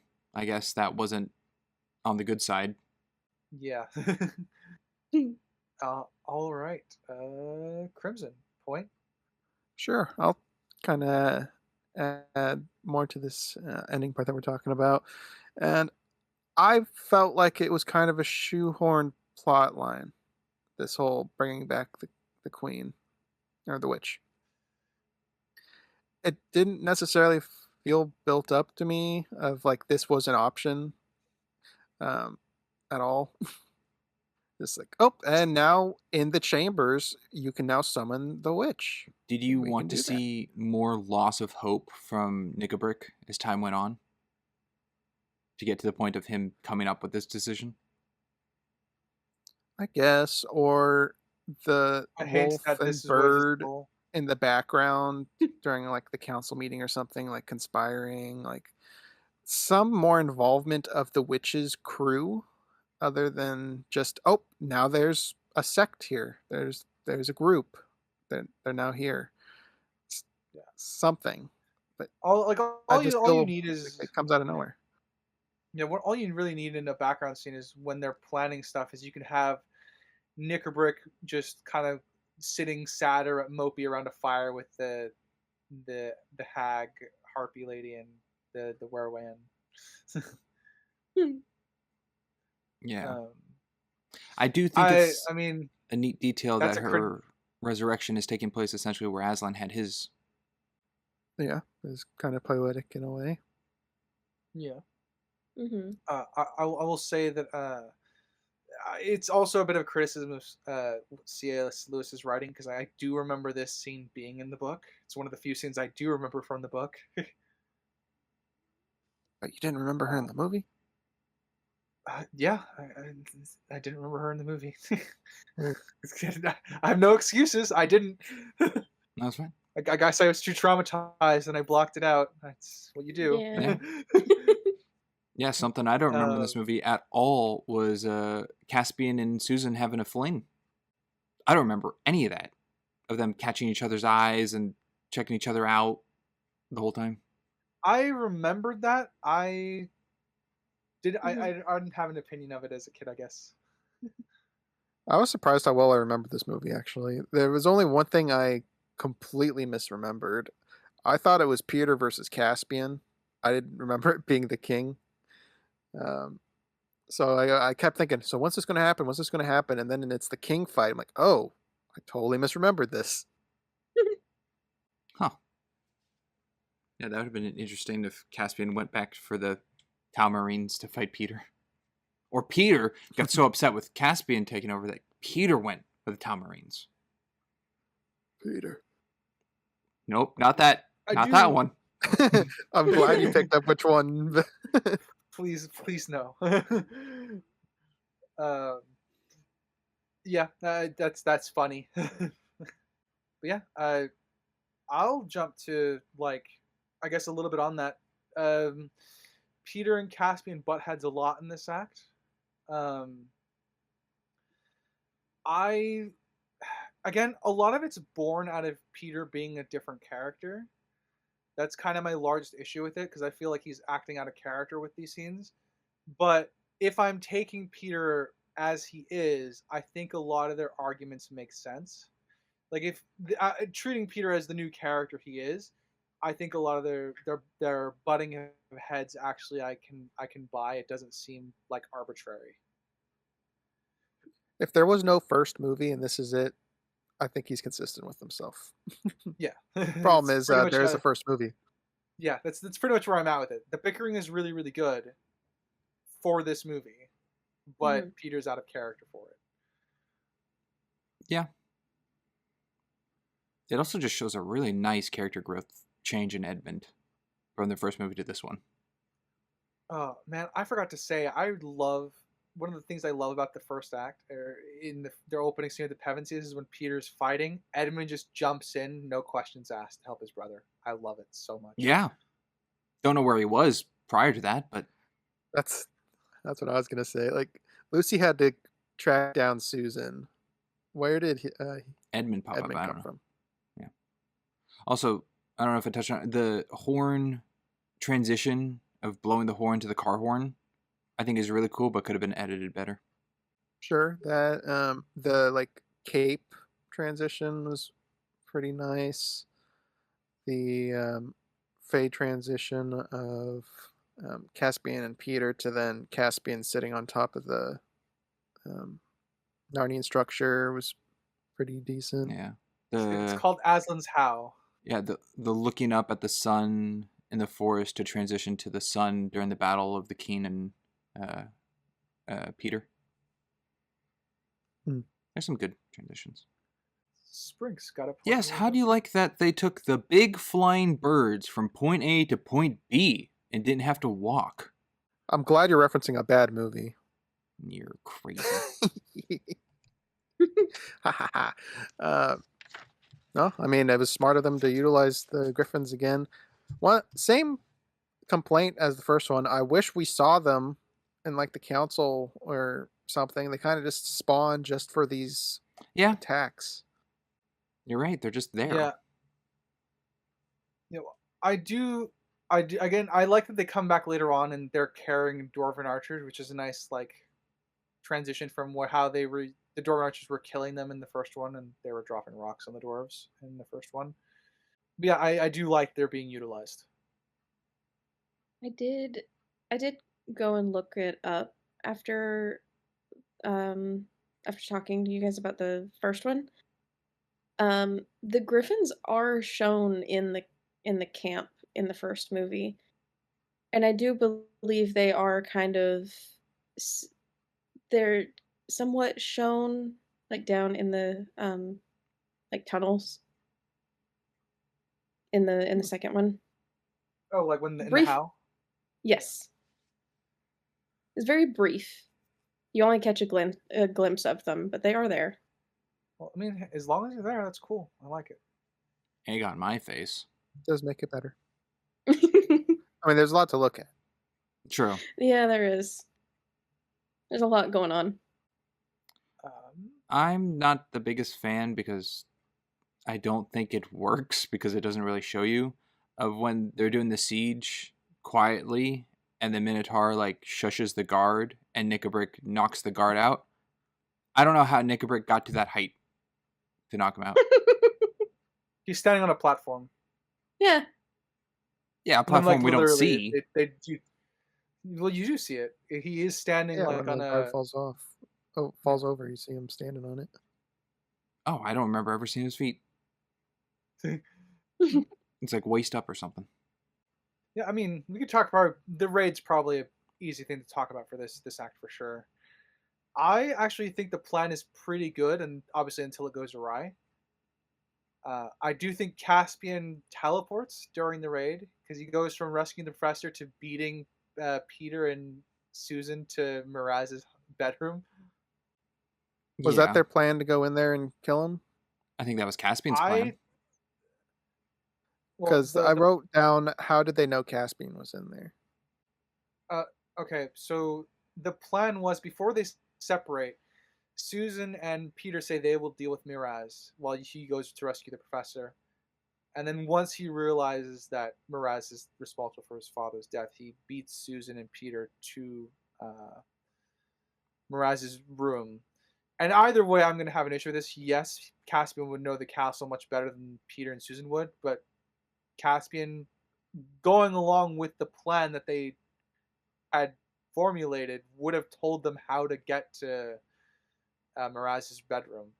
Whether or not Susan and Peter would have killed Miraz, I have no idea what their plan was, but the plan was that they were going to deal with him. Okay. I can agree to that. And the only like grayish area to me is we do see, I guess, secret passages. Like Caspian's room, he has like the wardrobe stairway or something. Yeah.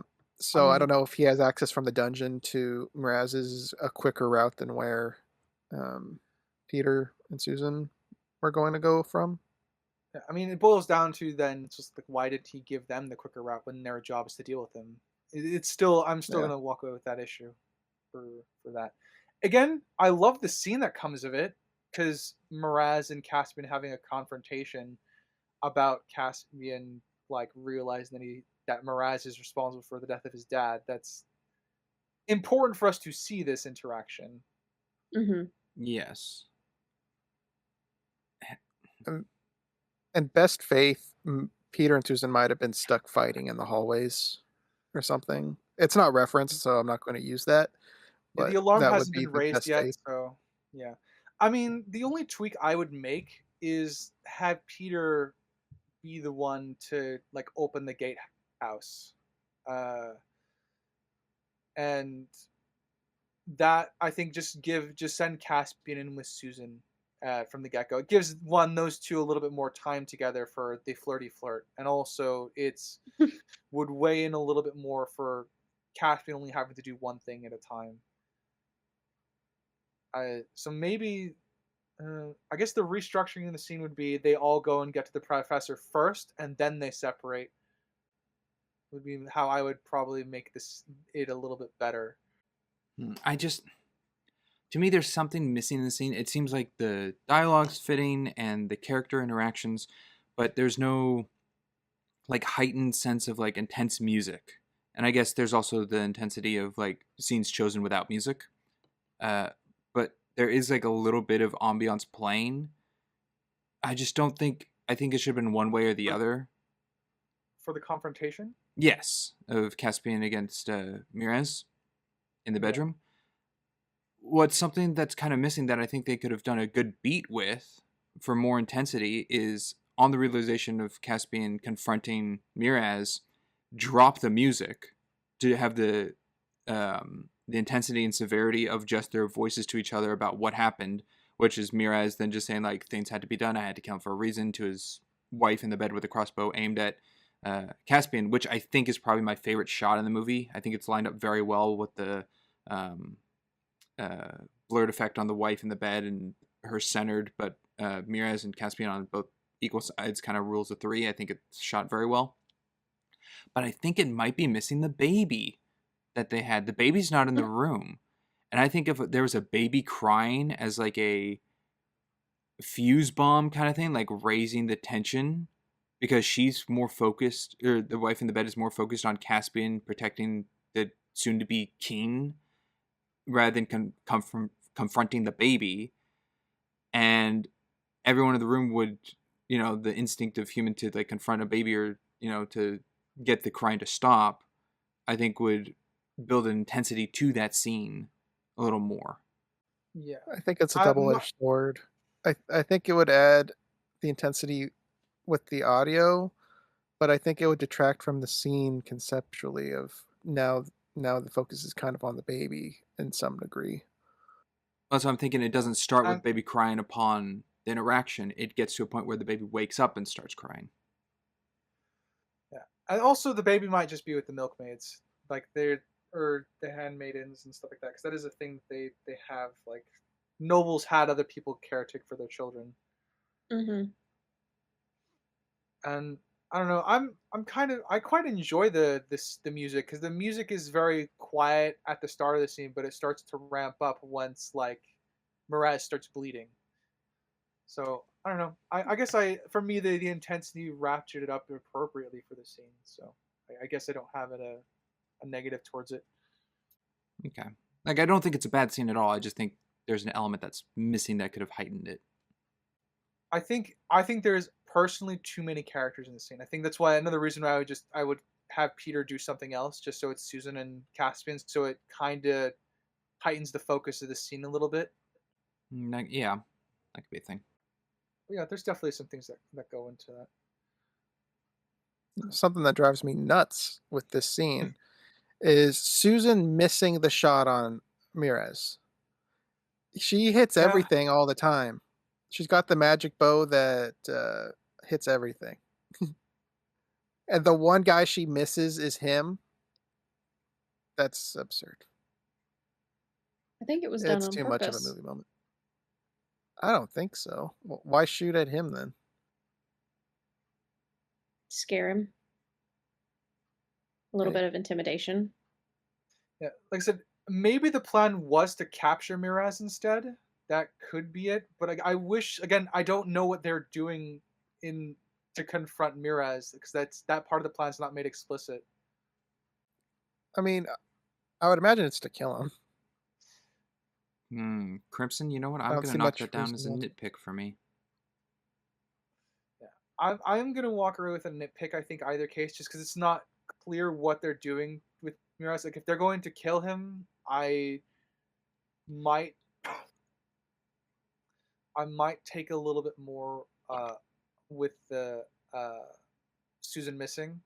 Isn't that If they're an issue in of itself that you don't even know what their goal is for this yeah, raid? that's what I'm saying. I'm pulling that out because I know they're here to deal with Miraz, but I don't know if it's to kill with him or capture him. Yeah, because it's never explicitly said what the plan is once they get there. Yeah, No, it's just I the soldiers will be at the Narnia area, so they're undefended. We should capitalize.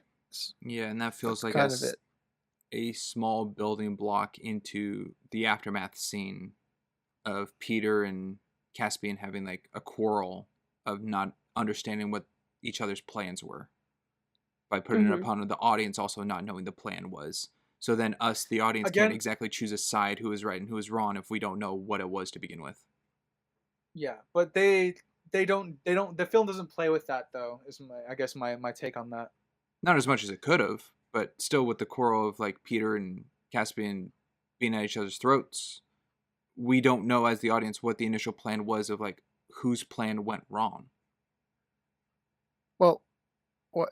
It's not that they don't know what the plan is. They both know what the plan is. Caspian changed the plan to save his professor, and And then then Peter changed the plan too.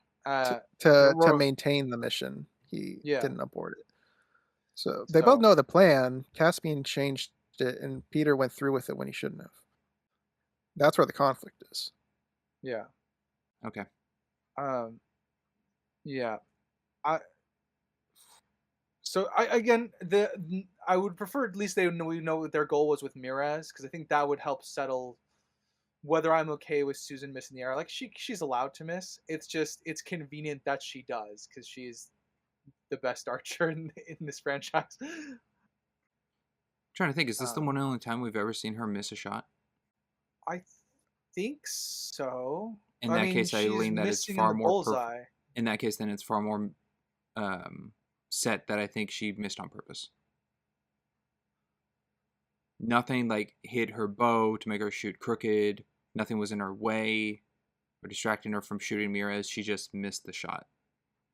Yeah, Mm-hmm. that's why I'm like say the best inference I can make of this scene is that they were trying to capture Miraz. But since that's not clear, I'm still walking away with a nitpick. I think because if they're trying to kill Miraz, then Susan would not have missed. Yeah. Something I had with the first movie during the battle that I wish was a little better that they kind of do again here in this siege battle is a lot of the fights are 1v1s. It's like a Telmarine against a Narnian. It's not like 3 Telmarines around a Minotaur or a Centaur like taking out Telmarines all like in one swoop or thing. It's like 1v1s. For the siege battle or for the raid? You're going to have to clarify on the difference between the two for me.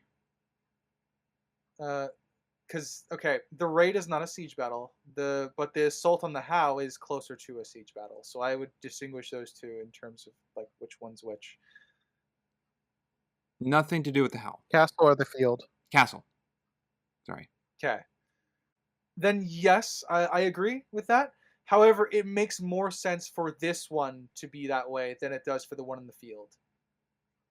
Because this one's like Yeah, the well, Telmarines have no time to the get field one's so information. They're weird.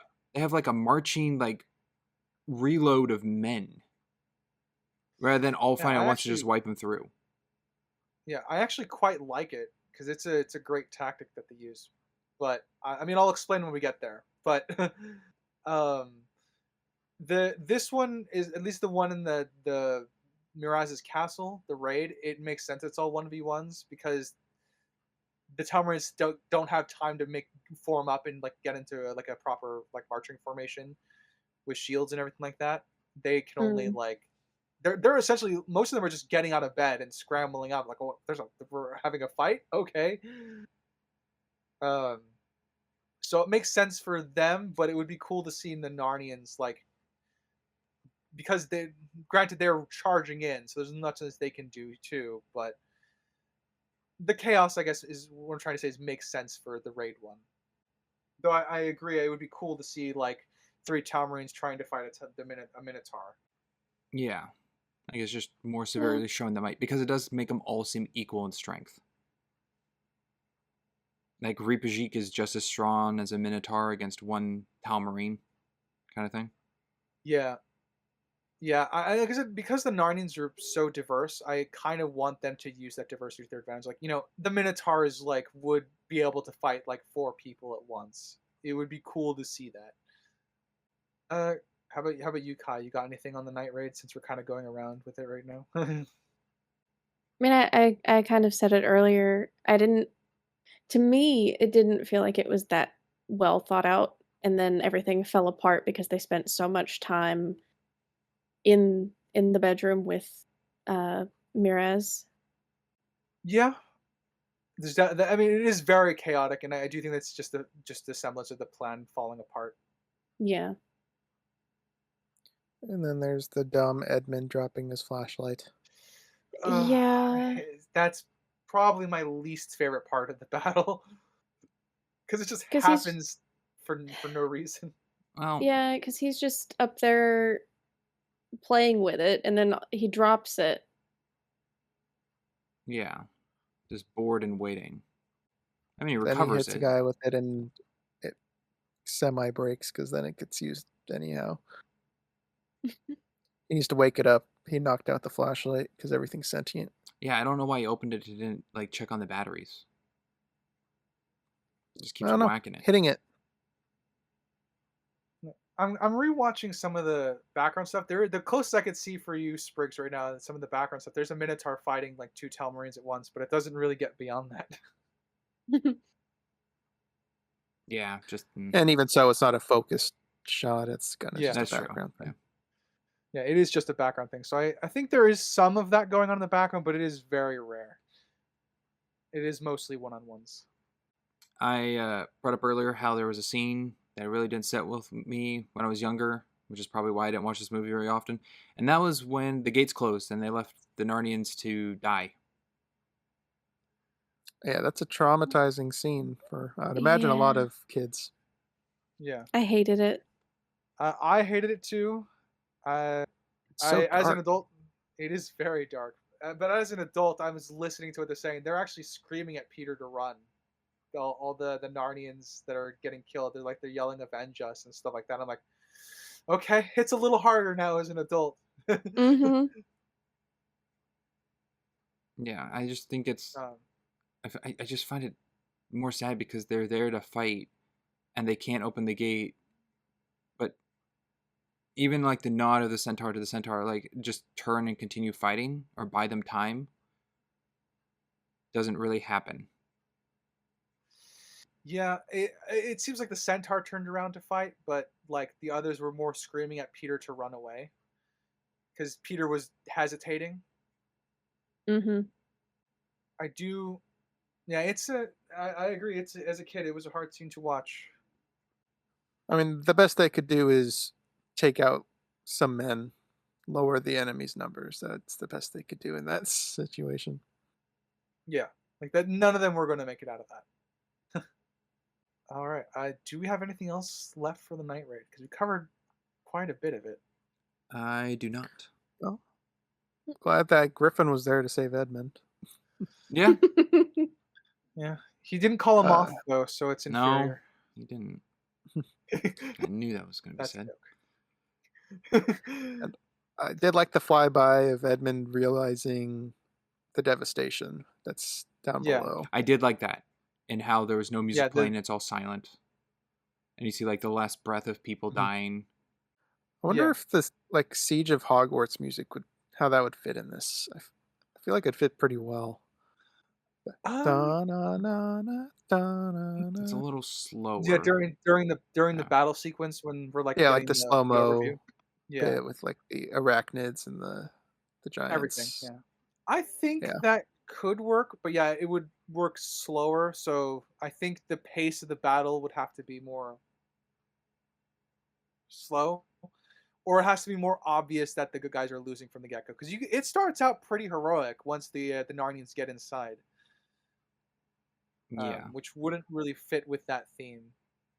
But like if they had, were fighting their way through corridors and stuff like that and needed to fight their way back out, I can sort of see that song playing as they tried to get away.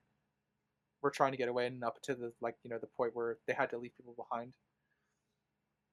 So I could see that. Maybe. It would just need to tweak the scene. All right.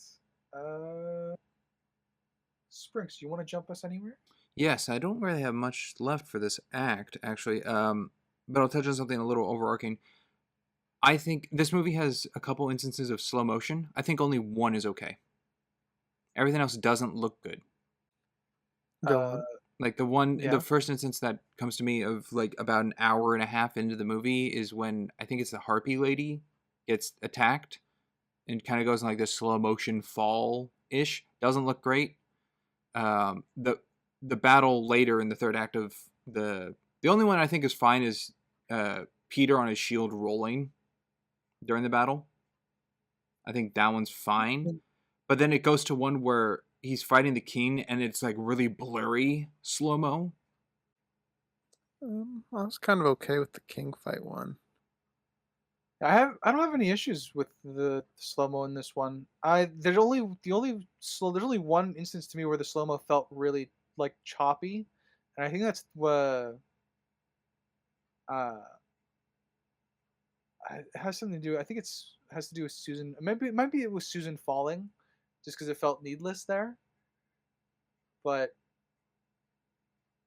I don't know if I have any issues with the slow mo in this one. Nothing was super egregious to my eyes, I guess. Okay.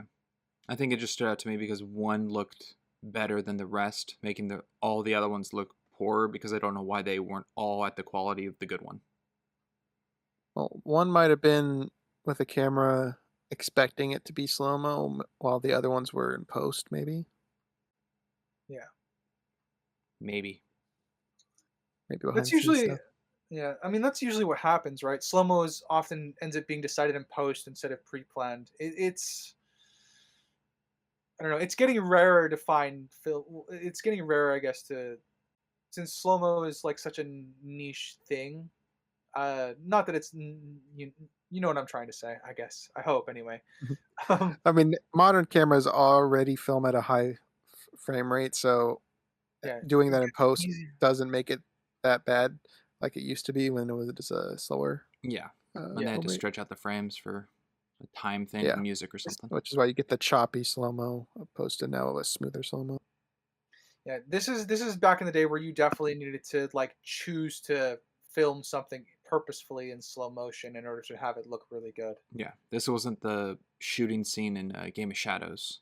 That was purposely designed for scenes in slow-mo. Yeah. All right. Crimson, got somewhere to jump to? Yeah. Lucy's juice. I forgot what they called it it was something juice. The potion of the fire flower, right? Fire juice. That's it. I don't like that it's depicted as nearly full still. She used it in the battle at the end of the first one. She went around using it on soldiers. And then you have 10 years I would imagine it would be at least half empty by now. I can agree after the battle it should have been lower, but if everything's been in peace since the time of their reign in the 10 years they were around without need of it, it can have been fine. Or they found more to fill into the vial, but Oh yeah, but there's also like they're the rulers and they're presumably good rulers. So maybe some subjects are like, "Oh, my son's dying. Can you, Princess Lucy, heal him?" They would totally be asking her for Queen Lucy. stuff. Uh, Sorry, Queen Lucy. They would be asking her behead him. for assistance. Possibly. There could have also been other ailments besides the fire flower juice to heal someone. I don't know the That's limits not of the established other potion. than Aslan's roar. She also only has to use a drop of it, like a single drop. Mhm. So, It would go pretty far as it is. yeah. But I do wish, considering it's kind of implied she ran around and healed as many people as possible. I do wish at least a quarter of it was missing. That would be nice. I think that's The fair. only if it's the only like vial she got, because maybe Santa Claus came and gave her a new one each year. That'd be interesting. Is Santa a Narnian or a Tamarine? I'm never gonna name it. He's not a Telmarine, but I don't know if he's a He looks Narnian. human. Yeah, so is Luke Skywalker. He looks human. I get the reference. Well, I mean, like we know there's like fairy magic. Okay, well the real reason Santa Claus is here is because it's directly connected. Can't speak. At least I could say Telmarine. At least so we know Santa Claus is the reason that he's here is because he's directly connected to like the story of Jesus Christ, because that's what Christmas is celebrating, is the birth of Christ, and that's what C.S. Lewis was putting in a lot of symbolism of that religion in this franchise, in his books, and then they got it into the films as well. Mhm. So that's why Santa Claus is. I think that's why C.S. Lewis has Santa Claus here. But I am not sure. I guess beyond that. I think that's certainly a good reason for it. But yeah, and then like the way you would also tell is he's also like a magic fairy that can go between worlds in the same way that Aslan travels between worlds. yeah, So I think Santa Claus is probably more on par of the side of Aslan magic than a common Narnian folk, being that he's also been gone for 100+ years, as Mr. Tumnus says in the first one, without having a Christmas for the reign of the White Witch. Pseudo deity, yes. Mm. But I guess all this goes to say is that I guess it is a nitpick for me. It's not gonna doesn't really affect the story that much, but I do wish that there was more evidence that Lucy went through some of her magical potion. Yeah, it's a nitpick. All right, Kai, do you have anywhere you would like to jump to in Act 2, or you're starting to run low? I think like Springs. I don't know. Act 2 is a little harder for me to jump Pinpoint. through. It's a Yeah. very fast-paced act. Like a lot happens, but a lot of it's just action. Yeah. Yeah, Castle Siege, walk back, witch temptation. I think we do get we cut from Peter and Caspian bickering to Miraz being crowned king. Yeah. Yes. And I really love that scene where he's getting crowned king, because Gazelle and Sebastian are looking at each other because at this point they just hate him. But they because Lord Sebastian and General Gazelle have had a few moments throughout the movie, like Gazelle and Lord Sebastian just look at each other before, as Miraz is essentially ordering Gazelle to kill like the other 3 men he had on duty in order to make the theft of their weapons seem more savage. So all the while, Gazelle's character is being built in the background here, which it's one of the subtle things that I think this film does extremely well. Those three men were standing right there listening to it, and they Oh didn't yeah, I know. they did. bat an eye. What could they do? Uh, well, if they're Run? gonna get killed anyways, I would just run or something. Might as well have a chance of surviving. But That was my last point. So, there Gazelle's was, character being built. yeah, I do think they did a good job or a decent job building him up through the movie. Something I don't know if I forgot or missed, but when Peter meets Caspian, he calls him Prince Caspian, and I don't remember that being info he has. Am I forgetting something? You would be correct because Tumpkin didn't meet Caspian. He didn't know who he was. Yeah. Yeah, Trumpkin was gonna like stab him, saw the horn, and said, "Take care of him," and then he went off to distract the horses. Okay, well, I'm glad that's not me missing something because I did write that down. How does Peter know his name? Yeah, the only way he would know is if Trumpkin told him, and Trumpkin doesn't have the knowledge of who Caspian is either. Yeah. Potentially last point, Sprinks. You got any last point? Looking over everything we've already touched. I guess the last thing I kind of had was if Edmond wasn't there during the witch's temptation, would have Peter gone through with the witch? I think Susan would have shot an arrow. I can't Was Susan tell. Yeah, Susan's there. Yeah, she Comes in came at the in end, the back. so she would have Yeah. come in. I think before Peter reached up and. So I guess each of you, do you think Peter was being, I guess, enchanted in some way or convinced? Because she did try to talk him like, you need the power, blah, blah, blah, blah. Was he enchanted or just being convinced? I guess Kai can go first. With Peter, I think it was a bit more of him being convinced. Caspian was definitely being a bit enchanted. Okay. Ryder?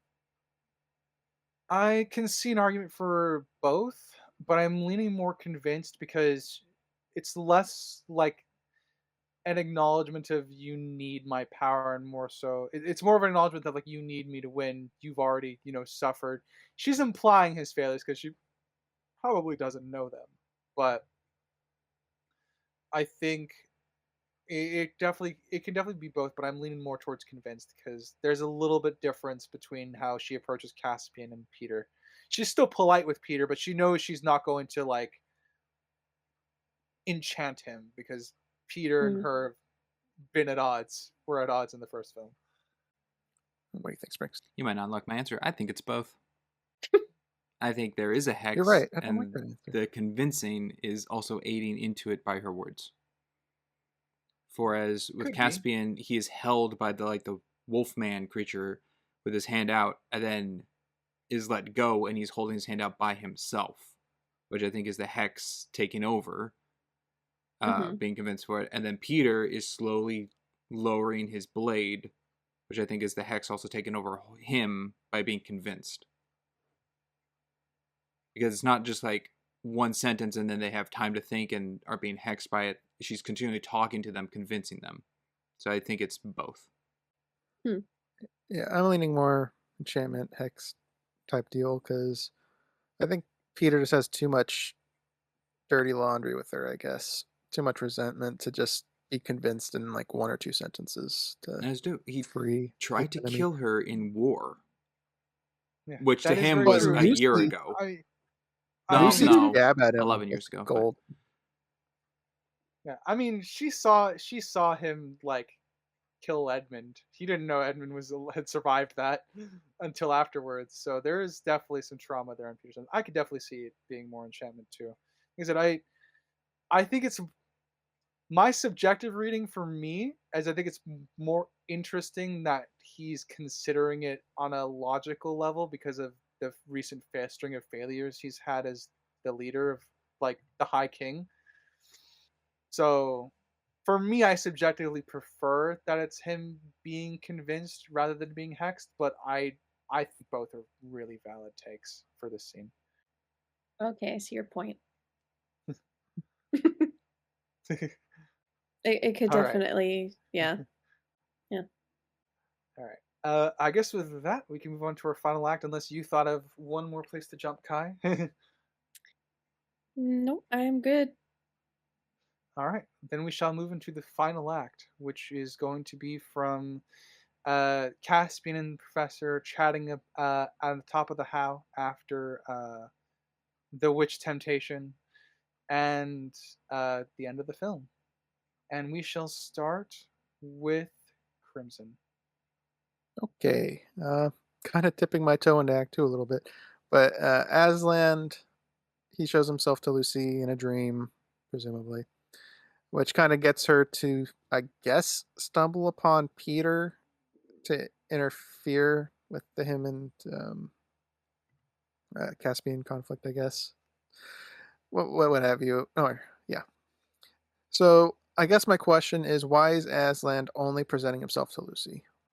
I I feel can like give you all the Christian symbolism that C.S. Lewis intended, but that's not really relevant to the story here. yeah, I feel like it's something to do with in the books is probably explained more of the difference in age of the Pevensey children, because he even states in this one like that this is kind of Peter and Susan's last time being in Narnia, and there's that little subtlety of the two of them walking by when Caspian sees them in the morning, like they're having their talk about it. So I think Lucy, being the youngest, is at the age where she still has a stronger connection to Aslan's than the other Pevensies. So you think Edmond is also aged out of this then? I don't think so, because he wasn't with them in the conversation. I'm trying my best not to spoil anything for the next movie. But Yeah. I think it also goes a little with the professor in the first movie, like knowing the events, being, I guess, the magician's nephew, but knowing the events of Narnia, but not being able to go back, is like there is a point where you hit an age where you can't go back. And this movie, I think, kind of gives the Peter and Susan, like, they're now possibly getting to that age or coming up to it where they won't be able to return back. And it's hinting towards that. So I think that's why Lucy still has this more so connection with Aslan than making it sadder if it was like Peter seeing the whole thing and Aslan just goes, "Hey, this is the last time you're seeing me, dude." Soak it in, loser. Yeah. I mean, so the Christian symbolism that goes into it obviously is you have to have it. Obviously, it all centers around faith because Peter doesn't have faith that Aslan will show up. That's why he can't see him. And to tie into the age thing, that's very much, again, that's something that fairy tales tend to do quite a bit. The younger you are, the more in tune with quote unquote the magical world you are, and as you grow up, as you're become an adult and have to deal with life, you tend to lose a lot of your childhood innocence and a lot of the magic that makes childhood fun because you have to deal with adult things. um so that's definitely the whole aging out of like being able to come to Narnia is definitely feeds into that, and that might be why they see him. Objectively speaking, I have no idea why Aslan wouldn't stay long enough to show himself to Peter and the others, considering all of Narnia is at stake, and he apparently has family that he's supposed to care about. He just loves playing this game with the Narnians. How far can I string you along before you break? Turns out he was worse than the witch all along. It's like Glinda, he's the secret bad guy. Ooh. It's the Tin Man from Yeah, bringing that back. Yeah. Hi, you want to jump anywhere in this last act? I found it funny that it's Edmond that goes and talks to Mirez and his council before the big like final battle. It is an interesting choice. King Edmund, not High King Edmund. It's confusing. He's Prince Edmond, king, actually. That's a nice humor added. Mm-hmm. Yeah. He's Miraz is not familiar with Narnian customs. It is quite funny. Yeah, I think it's a good humor add-in, and I love that scene just because you can see Lord Caspian and Gazelle maneuvering Miraz into accepting the duel. Mm-hmm. Yeah, Miraz's ego and pride taking hold to not back down Yep. from a challenge. Yeah, Yep. Also, like that, and you can kind of tell he knows he's getting goaded into it too. yeah, it's great stuff because there's layers to the dialogue that's taking place, and the actors are all double speaking as characters. Except Edmond. Edmond's just enjoys like, wow, that they're gonna tell themselves apart. Cool. I don't have to do much of anything. And I had a whole speech and everything prepared, and they're just taking care of it for me. Yeah. But Edmond does a good job with what he was given, and then the Telmarines do the rest. Yep. And I guess my adjacent comment on this point, Kai, is I also really like that it's Caspian's idea to suggest this because obviously he's far more familiar with Telmarine culture than the Pevensies. So it's his idea that they're going with, which I like. Mm-hmm. And Peter probably would, and Peter would agree to this because obviously he feels like all the deaths are on him that happened on the raid because that's why we linger on Peter when everyone's retreating. Yeah, All because those he Go feels ahead. responsible. Yeah, he feels responsible, so that's why I think Peter agrees to this because his life is really the only one at risk for the Mm. duration of trying to buy their side time on finding Aslan. Mm-hmm. Yes. All right, Sprinks, do you got a point you want to jump Yeah. to? Actually, a line I really liked, which was, I guess, the beginning of this act, where Caspian sits down with his tutor, Professor, and he tells Caspian the most noble contradiction in history is a Telmarine will save Narnia. And I thought that was really cool, being the name of Telmarine has been the enemy the entirety of the movie until this point, saying Caspian's connection to the Telmarines is being on the side of the good. Yeah, you could be the most noble contradiction in history, the Telmarine who saved Narnia. And then it goes down the toilet when the lion's the one that saves Narnia. Yeah. That's what you get with Deus Ex Aslan over there. Yeah, I'm here to save the day. True. Was it? But it is a very good line. Yeah. Mhm. Yeah. I'm just curious. Was it Peter's plan the entire time, just to go to something else, entire time to spare the life of the king of Miraz? Was he not planning to kill him at all? I think Peter trusted his skill enough to get through the fight. His plan was just to drag the fight out as long as possible in the hopes that Aslan would show up. But I think once Miraz betrays the respite, I think that at that point, Peter is going to hand it off to someone who deserves the kill, I guess. So maybe he might have thought about if he had ever gotten beaten Miraz to the point where he was he would have passed the kill off, I think. Okay. I am leaning towards the fact that Peter would have given Caspian the option to kill him from the beginning, but that is more in line with movie 1 Peter, and I miss that Peter. So Yeah. It just confused me a bit, being a whole fight of Peter kind of like stalling, and then when given the chance to kill, he goes, this isn't my kill to take, and gives to Caspian. Just to, when the betrayal happens with the arrow, immediately Peter gets confronted by someone who he kills in like 2 hits. yeah, I mean, I view that stormtrooper, but I view that as Peter is definitely, I think, holding back for a large portion of the fight. I do think Miraz puts him in a corner at some point where he has to stop doing that. But yeah, Peter pretty handedly handles the nobody that rushes him. Yeah, you had King Miraz, Lord Caspian, General Gazelle, and Guy. Guy was not going to make it back. No. And pretty much the whole army is not very good. They all. I mean, Susan in the combat smacks a guy with the bow, and he just lays there dead. I just watched the guy to see if Or he got up or unconscious. moved.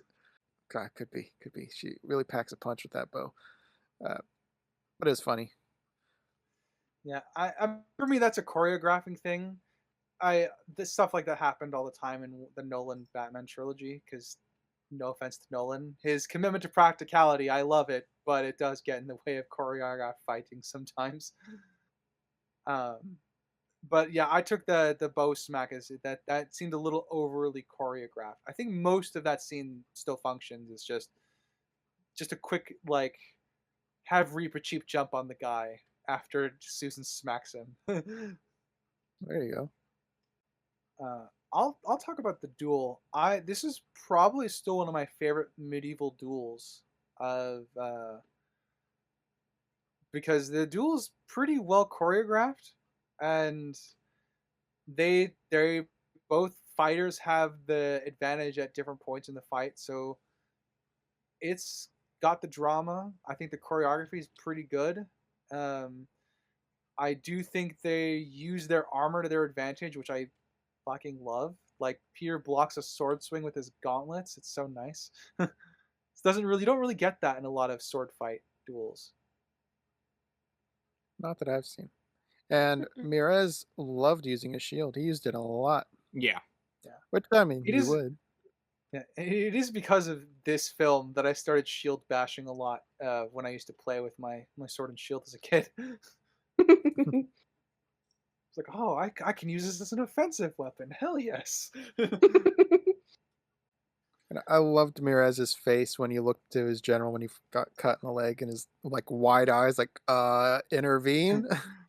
Do And I love something? General Gazelle just smiling and tilting his head. Like, Kind of like a, what do you want me to do? Yeah. This is your it's for karma. fight.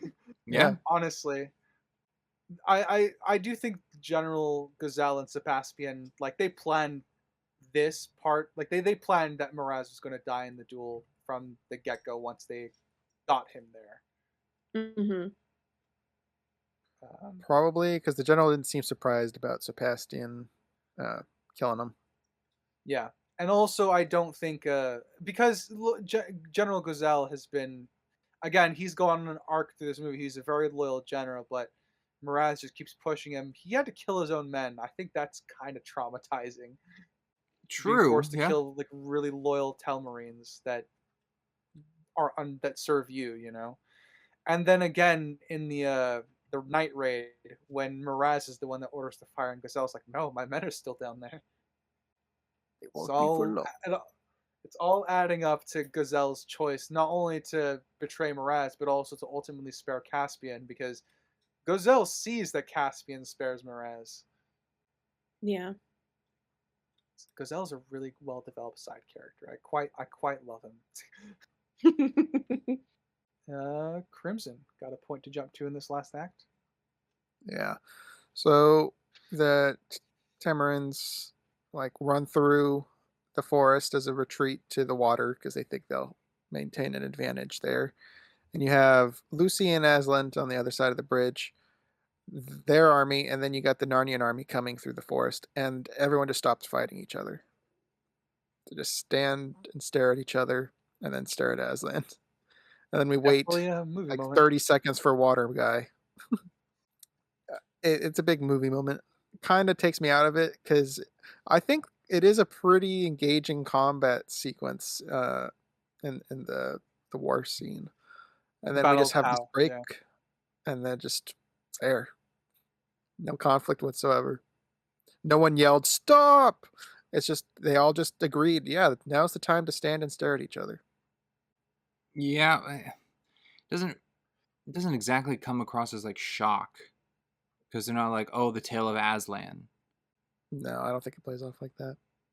Yeah, it's more like surprise. Like, what? There's a girl and a lion in front of us. Like, is this the best you got? Like, what's going on? At least that's the look. That's the kind of that's what I used to read from Lords of Caspian's acting. But in terms of, I mean, what you could do, because the Telmarines theoretically are more organized, what you could have them do is like, as they're being pressed up against the riverbank, you can see them like trying to get in formations and stuff like that. So that's why the Narnians don't immediately attack, because they have their shields and stuff. So I'm in agreement. It's a bit of a movie moment. I think there are some things they could do to make the movie moment seem more like natural. Shields up, stand your ground. Boom. And now it's a Pretty much. strategy to stand there and not just stand there. Yeah, and the Narnians can't really rush that because they don't have anything to immediately break the shield formation either. No, they tried that, and they kind of fell into spears or swords, and When the satyrs jumped on them or whatever. yeah, and the centaur jumped over the shield, like kind of the Roman defense. Roman phalanx. Well, Roman Tustudes, Greek phalanx. Bless you. Yeah, sure. Okay, yeah, I deserve that.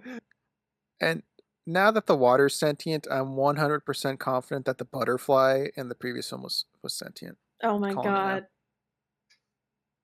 Not the butterfly again. It's back. I'm calling it. Why is it the was water sentient. connected to the butterfly? We're at the point where sentient. just an element is sentient, so I would imagine all the creatures are sentient. Well, is it the That's my water connection. itself, or what Aslan breathed life into it?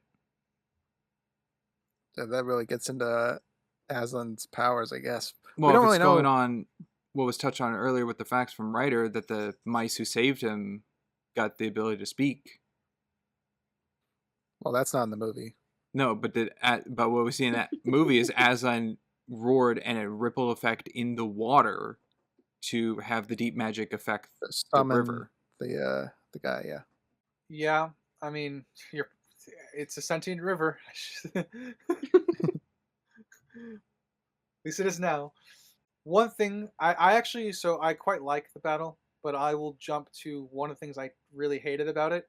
I don't understand why the Narnians in front are the ones that are breaking the columns. Those should Thank be like you. the last ones. They're crushing their totally- own people down there.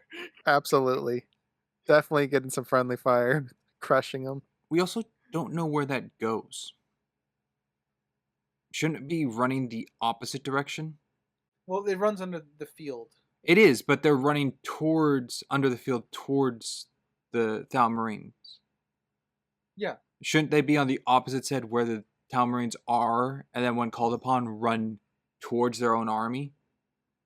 So that they have an exit to exit up top to attack with? Because they don't come back to like sandwich and flank from the rear, wherever that exits. I mean, they flank the cavalry. They flank the cavalry of the Telmarines. They don't flank the army. I guess the only thing I could give Sprinks is they would need to relate to them somehow that it's time to attack. And if they're Well, on the that's other what the horn is side, for. underground, they couldn't do it. Yeah. Because Caspian runs to them and is like, all right, time to run. But if they're at the other end of the field, it would have taken longer to relay the message. True, but that underground aspect of the army went where? If they were running the opposite direction, they would have exited through the tunnel system to aid in numbers.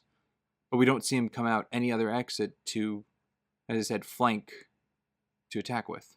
They kind of just disappear. It's kind of put on that when the foundation starts crumbling down, they kind of give a sacrifice to die. Well, we see them come out and to flank the cavalry. So the forces that are underground, they do get out and charge the cavalry. I will say the numbers definitely get reduced, though, by the time the Telmarine infantry gets in. That's probably an inconsistency on the visual side of things. It is kind of hard to judge how many Narnians are left. Yeah. Because they wipe out the cavalry pretty quick, but once the Telmarine infantry comes in, the Narnian numbers, quote unquote, stay relatively consistent. I would say the only time where it feels like they have a substantial numbers bigger than would be expected is when their cavalry attacks the Telmarines from the rear. And also, I have no idea why the Telmarine cavalry charges forward. Every movie wants it, I know, but gotta justify it It still. looks cool. It really does. It is absolutely the rule of cool on why every film does it. This is my baby's not being realistic take, that the cavalry charge should be. I also get it's like an element of surprise to the audience of like, oh, what are they doing with all these columns? Not exactly knowing where they are. I do wish it was a little more foreshadowed and explained it was there, because it feels like it is kind of Yeah, just dropped down that this whole field is built on a foundation. yeah, we don't really see like the other than that either the Narnians hollowing that part of the How or that just being occupied. They come down the ramp and we see like the blacksmithing area and then like the cave and underground, but we don't really see that part of the How, and I think it would be cool if we did, because that could be enough foreshadowing to know that that existed. You know? Yeah. I mean, it did give me reminiscence of Dark Knight Rises with the football field being blown up, but we see that in the movie, that they're working underneath it. Yeah. We don't have that in Yeah. this movie until the event occurs. Yeah, so it does lack a bit of setup. I quite like, well, actually, that was kind of my point. Hi, you got anywhere you want to jump in the third act? So while this battle is going on, Susan and Lucy are off trying to find Aslan. I think my favorite part of that is Susan and Lucy separating so that Susan gets that chance to use the bow I feel and like take this out a goes bunch with of that fact. yes, taking out a bunch of Telmarines and just looking like a total badass. It's a good scene. I like the self-sacrifice too. She's like Mhm. going to theoretically give up her life to buy her sister time. So Yep. I like it. I don't love it because it's not explained why there's a search party of Telmarines out here when there's a war going on. yeah, Well, they could have best seen him. That's best something fit I wish was interpretation. said. Like they saw Best something fit to like go after interpretation. them. Yeah, best fit interpretation. The Telmarines have patrols, but I don't. It would be nice to have that confirmed. And then there's Um, Caspian, who has no faith in Susan, I guess, who had to follow them. Yeah, because he does rush in there Really trying to be cares a for Yeah, her. that I hero. wasn't the biggest fan of. He has hard eyes Yeah. for her, so he had to be there. He does, but he also Yeah. knows he's needed at the battlefield. Well, I mean, I think it's again, it's one of those things where I wish there was a little bit more setups. Like he could realize he has nothing to do because Peter's distracting Miraz. That part of the plan is working, and then he's like, "Well, I can just make sure that Lucy gets out." So there can be something that leads into that, but there's again, I'm kind of with you guys. It feels a little bit out of the blue. Well, you could have Susan be like, "Why are you here? You're supposed to be on the front lines." He's like, "Well, I saw them peel off to go after you guys, so I came to help," or something along those Yeah, lines. some kind of conversation there to explain why he Beyond the was flirting would be there. nice. Yeah. Yeah. Listen, the flirting is fun, but it would be nice to get an explanation too. Mhm. um, I will say this: this is a detail I actually didn't pick up as a kid, but the Telmarine that swings his sword at Susan that makes her duck is the different Telmarine than the one that knocks her over with the horse. So the one that shows up again later chasing Lucy is actually a part of this group that they just keep going, and Caspian obviously doesn't have time to go after that one. The one that got away and Yeah. mauled. So I do like that it's not a breaking continuity, that there's still a Telmarine chasing Lucy. Mhm. That is a good detail. Sprinks, you want to jump somewhere? Yeah, a detail I caught that I see why, but it is a little silly. In the first movie, I think it's Gennebrick is the one who shoots Peter's unicorn for it to fall during the war and die. And maybe that's just because it's a unicorn, it's a mythical creature, and not an actual horse. but I didn't quite care that, or I didn't quite like that their plan of making the sinkhole for the Telmarines to fall into with their horses and everything. When the arrow onslaught rained down, it only showed arrows hitting the Telmarines and not a single horse got hit. Well, it's Disney. You can't expect animal cruelty. Yeah. Even though one of them gets swallowed by a river. And it's even like at the castle fight, you don't see any like the jaguars getting killed or anything. It's just like the beasts, not the animals getting killed. Yeah, so I think mythical creatures can be shown dying on screen.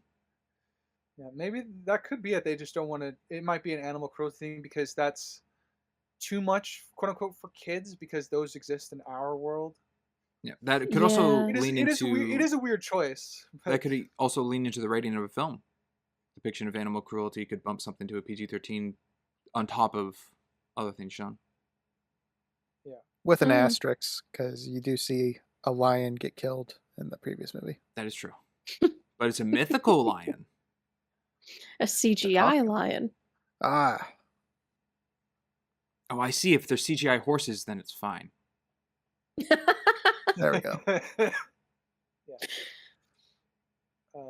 I will say since you brought up the arrow volley that Susan fires, I like that a catapult rock knocks a couple of the arrows out of the air. It's a nice, Cool. it's a cool yeah. detail. Yeah. Mm-hmm. They did better with the archers in this one than the previous film. Oh yeah, absolutely. I felt the archers were actually utilized. Well, they actually continually fire Mm-hmm. and Yeah. shoot down. Not a one-shot demand by Edmond and then they're done. Well, they planned a strategy utilizing them. And the other one, the only strategy for the archers was to use them as a funnel in the mountain. Yeah. They You know didn't what? use them as an opener with the rocks. Yeah, I guess it is smart having the archer lead the archers. Crazy. Yeah, the archer class really is made up of archers. That's going to be a reference nobody gets.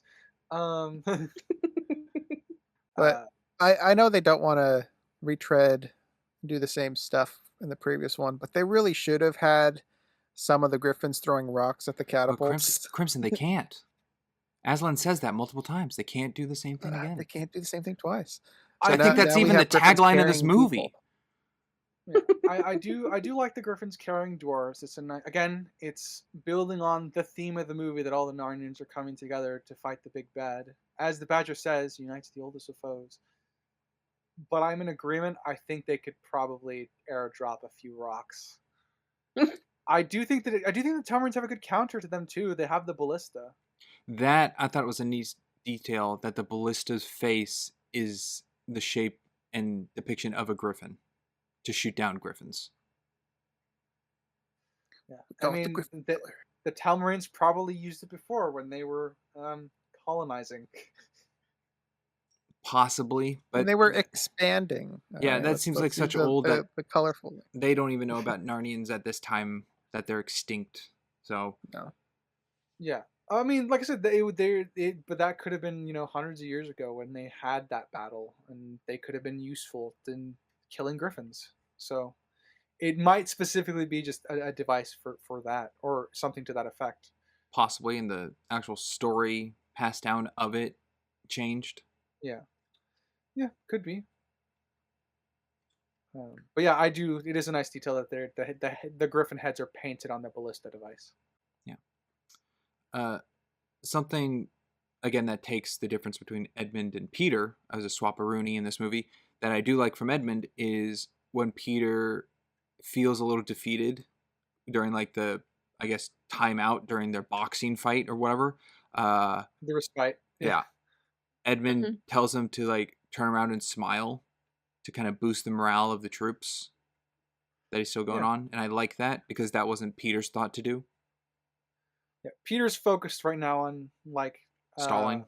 Susan. Yes, Peter's focused right now on Susan and trying not to die, and also Caspian. Because he just got the news that Lucy made it out with help, so it works out. I think that Edmund's the one paying extra attention now to smile for the troops and stuff like that, because they're probably a little bit worried because they just saw him and Susan hug,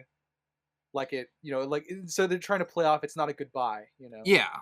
But to me, it's a little bit of a fail of a 1-2 thing, because this is kind of Edmund's reminder of like, hey, you're still the face and the High King of the Narnians here, leading this battle. Like, Caspian's not in the ring here fighting, it's you. So maintain that mantle. So when the catapults kind of take down the entrance for them to retreat in, and they're all kind of defeated, it's like, oh, we can't, and they got to turn around to fight back. There's no rally cry or like a lead from Peter to change it's a very big mood swing to me in Peter that I don't like.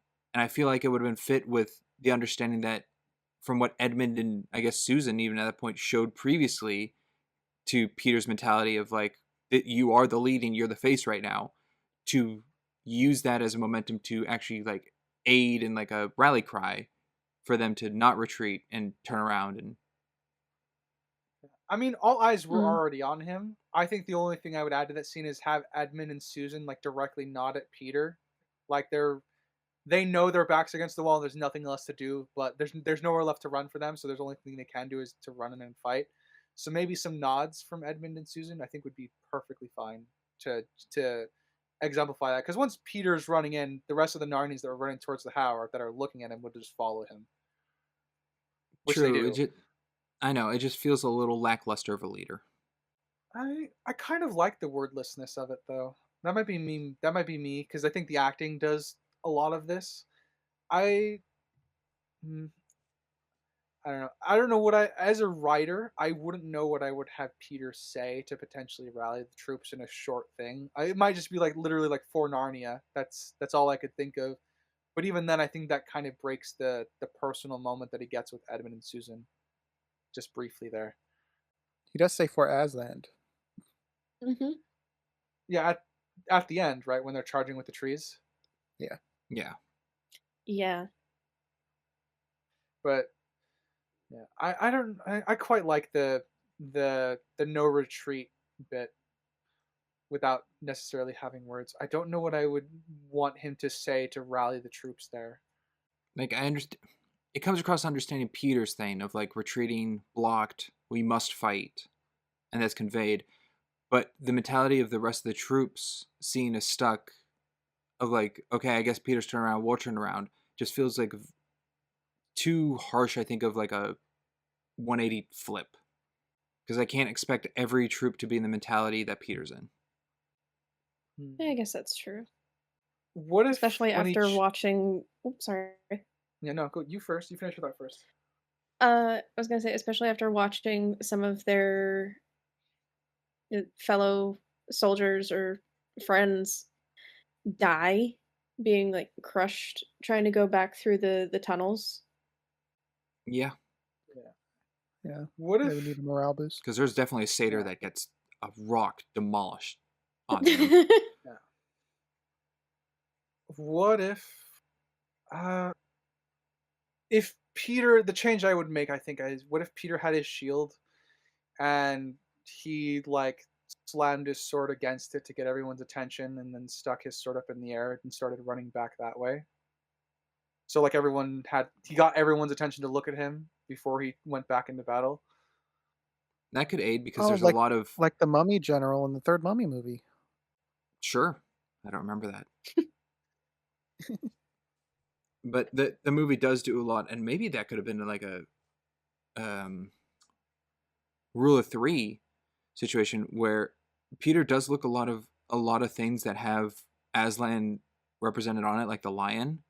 Like, I think there's the shield he dusts off that has it, the mural by the stone table. If like he looks at his shield and has the lion on it, to be reminded of Aslan, I think it would have been maybe cool if like maybe Edmund like you mentioned the nod thing of like Susan and Edmund nodding. If they just like under their breath said like for Narnia, and then followed for Narnia, and Peter picked that up on the second instance of either Edmund or Susan and said it to himself for Narnia, and he used that as the rally cry for Narnia for the Narnians to get belief for their land to continue the fight. So it's still short, but it's directly into the Narnians who feel trapped. I guess, yeah, it's, again, I think the scene conveys that, but I get why you one thing. So I think you're right. I think that would objectively make the scene better, but I think it detracts, I guess, my subjective enjoyment of this silent like run back. Well, I mean, I think it could accomplish both if you add the slow-mo to your silent bit.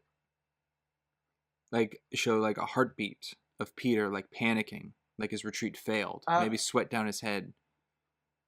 no, okay. I'm thinking because it's not that. It's the silent exchange. They don't say anything, or we don't hear them say anything. It's them looking at each other and having an understanding that they can't retreat. But what we want to tweak is them rallying the troops a bit more to be more inspiring than just him running back in, which is hard to do if he's. For me, it's hard to edit the fact that they say nothing because that's what I like a lot about the scene. Even if I recognize objectively it would be better if he did something to rally the troops. So maybe if it was wordless, like we obviously get like him shouting at the top of his lungs, like saying "for Narnia" or something like that. But we don't hear the audio; we just hear the music. Maybe. Maybe. Yeah. Yeah. Like, in my head, I'm, like, Like I trying said, to keep the silence that you like then if it's just more head nods. Like, Peter nods to the centaur, then to, like, a satyr, and they spread, like, everyone nods silently. I I mean, think that would what? be too silly. Yeah, I don't need that. What I could see is maybe after his siblings are around him, he looks around, he could see all the other Narnians looking at him. I think that's all I would really need. So the cut we don't necessarily need to have nodding to everybody, but just when after he finishes looking at like Edmond or Susan, making sure Susan's okay from the fall, we could see him look around at the other Narnians, and all the other Narnians are looking at him, and then that's when Edmond runs up, and the scene would play out as normal, but Peter would see that all the other Narnians are already looking at him. Maybe. Yeah. Yeah. Okay. All right. That's enough of that one, I hope. Kye, do you want to jump anywhere? I don't think I have anywhere specifically I wanted to jump to. Well, alrighty then. Just interrupt if you ever got something to say, I guess. Crimson. All right. So I don't know if it'll be a hot take or not. We Oh, talked no. about Knowing you, it is. Susan in the first one. It's kind of like the background sibling. She kind of gets the least amount of attention out of him. I think Edmund's the same way here. I really felt like he was backlined. He is technically active. He goes to the king to discuss, and he uses his flashlight in the castle. But I don't feel like he has much to do with his siblings in this. He just has like one-off like words essentially. I just feel like he's a hollow compared to his presence in the previous one. Obviously, it's heavily focused in the previous one on him. He just feels sidelined to me. I don't know if he just feels silent to me. I think it was just more of a product of it feeling like a more ensemble cast because the siblings are all together and not separated. Crimson Does he only have like one scene talking to Lucy? It's like him saying she's like trusting her because he didn't that one time. So is that No, he's got that one. He's got the like, hey, as opposed to 100 years later when you're younger, when they're trying on dresses and stuff like that. He's got a few scenes talking about with the rest of his family. He's the one that brings up the chess set, talks about how Cair Paravel was attacked with catapults. Obviously establishes the witch. So I think he does plenty. It's well, that's just speaking versus meaningful. Or meaning. Well, I mean, identifying Cair Paravel was attacked is meaningful, but we could have inferred that, I think, by the state of the world. Yeah. Crimson, I see what you're saying. And I think it could just be a 1-2 of the previous movie and this one because Edmond gets far more in the first film. But yeah, part of it kind of just feels like they looked at the script and they're like, ooh, it's been like 10 minutes since we've had an Edmond scene. Can we just plop in something somewhere? I feel it kind of feels like he's just put in as an obligation to me. I don't know. I wouldn't go that far. I think he still contributes heavily. It's just heavily. Well, it's ensemble. So I mean, like as heavily as he's probably the least utilized of the siblings, but I would probably still elevate him to what Susan was in the first one. Hmm. I wish I had more. What I'm missing is more context for Edmond. Like I would like to see him and Peter have that discussion of Edmond being the one to go to Miraz's camp to convince him to agree to the duel. Like that would be something. I think Uh, the reason he feels hollow is because he's the only sibling that doesn't have anything to do. Lucy's the one who's looking for Aslan, believes in him. Peter's on his whole journey of being the leader and butting heads with Caspian, and Susan's got this romance thing with Caspian. He has nothing. He's got nothing going for him. with that statement, I think I'm in agreement. He has less going on, but I'm not gonna say he's reduced to mere background character. No, he just has less focus on him in this movie than the first one because, the first one he's White Witch's prisoner, he's labeled the betrayer, so he has all these things that he kind of has to make up for. He doesn't have that in this one. If I had another 20 minutes in this film, I would obviously expand on the Pevensies, I think. Some more family time with them would be nice. Ooh. And I think in that would be more we get some more stuff from Edmond. Oh, my objective rating there, yeah. Mm-hmm. Your objective rating? What about your Yeah, objective it's something I'm just keeping quiet for now. No, we're in the third act. You probably should bring it up. No, it's about my objective, about the entirety of the film. So, not an actual Okay. point, per se. But a point per se I'll go with, which I thought was humorous, is that the mice of Ripajik's little party brought their own instruments to the battle. Because they have like a little death As march. they should. They're their own brigade. Of course they would have their own instruments. I also have no idea how they swam across the river. But with the Reba Chief's corpse, well, almost corpse. They rode the back of a in his Telmarine. Ah, That there would be funny.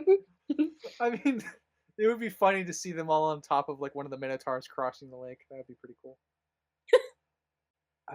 I'm kind of running low for the third act here. So how's everyone else's notes? Getting low.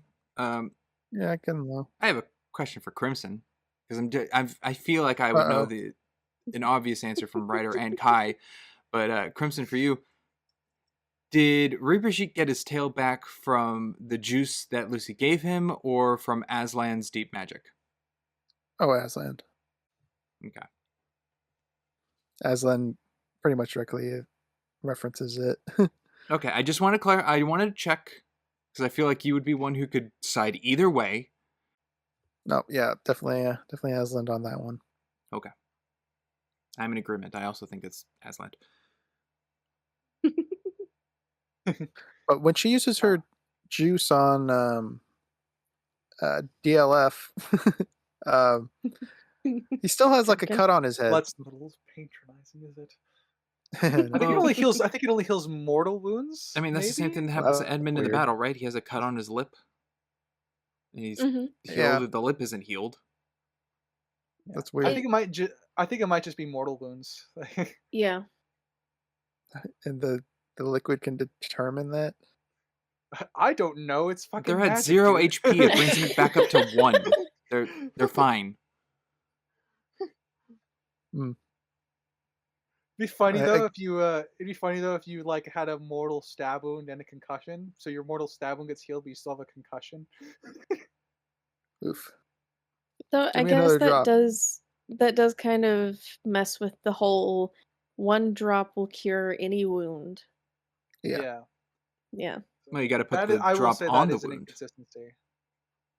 That's what I think that should have been from the first movie. Is it's not a drop in the mouth; it's a drop on the wound. Like Because the through the mouth, thought- it's going through the body, presumably. like the so- sun tear entangled. Mm. Like that doesn't Or go a in. Phoenix's tear in Harry Potter. Oh yeah, that's right. Harry doesn't drink Mm-hmm. that. Yeah, no, it's Mm-mm. dropped onto the wound. So I kind of would prefer that for this liquid. Uh, directly applying it. Yeah. It cures their Yeah, I think upset so too. tummy. That's what it does. Man, I heals had their constipation all day. Thank you. it heals their internal bleeding, I would guess.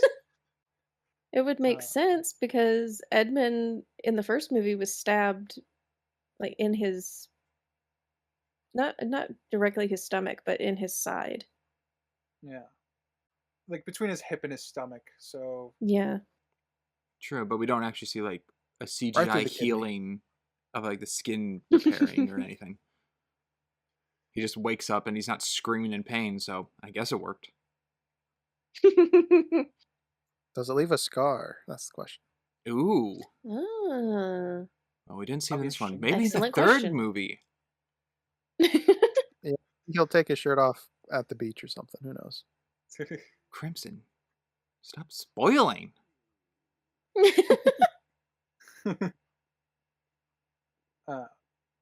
I do like that.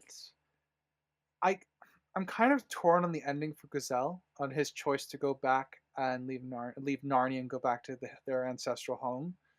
I kind of wish he stayed to help Caspian build a better kingdom for Narnians and humans, because I feel like Gazelle earned that as like an ending for where his character is at the end of the film.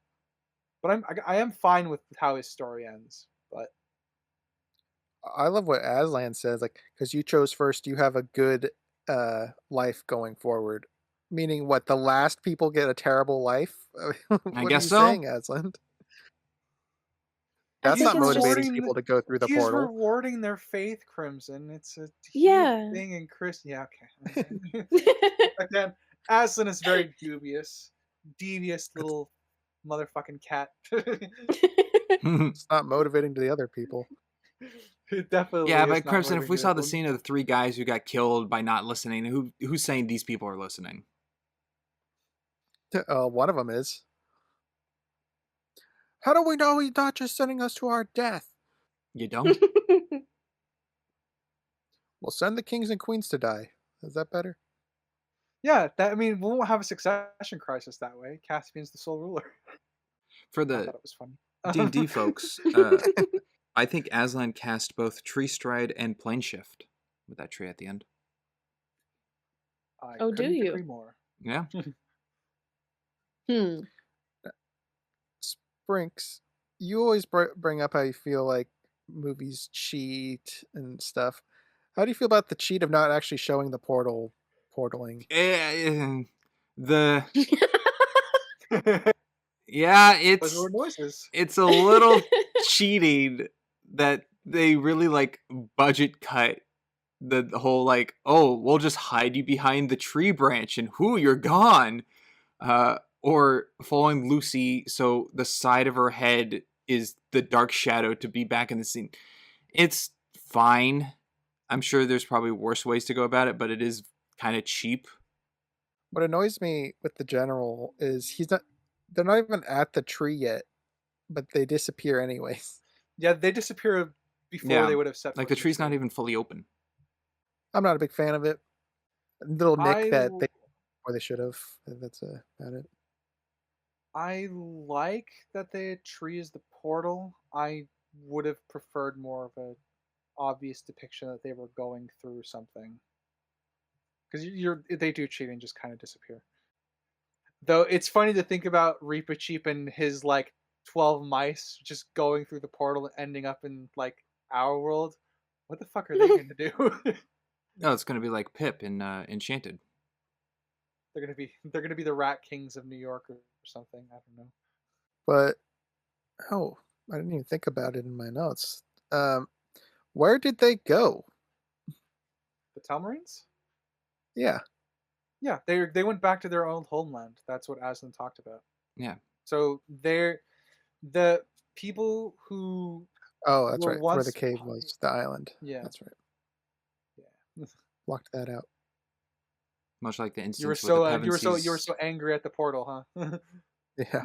much like to the Pevensies leaving right when they needed to, like the second change, probably the same with the Telmarines. Except the difference with the Pevenses is they were alive in the real world, went to fake world. These guys weren't even born in the real world. They're completely foreign. You're right, 1,300 years. They Yeah. Yeah, won't be alive Do they here. come back into the modern? Do they come back to the modern era, or do they come back to the it's probably their back medieval era? where their ancestors. Yeah, that'd be popped real in? troublesome if Telmarines arrived in 1941 London.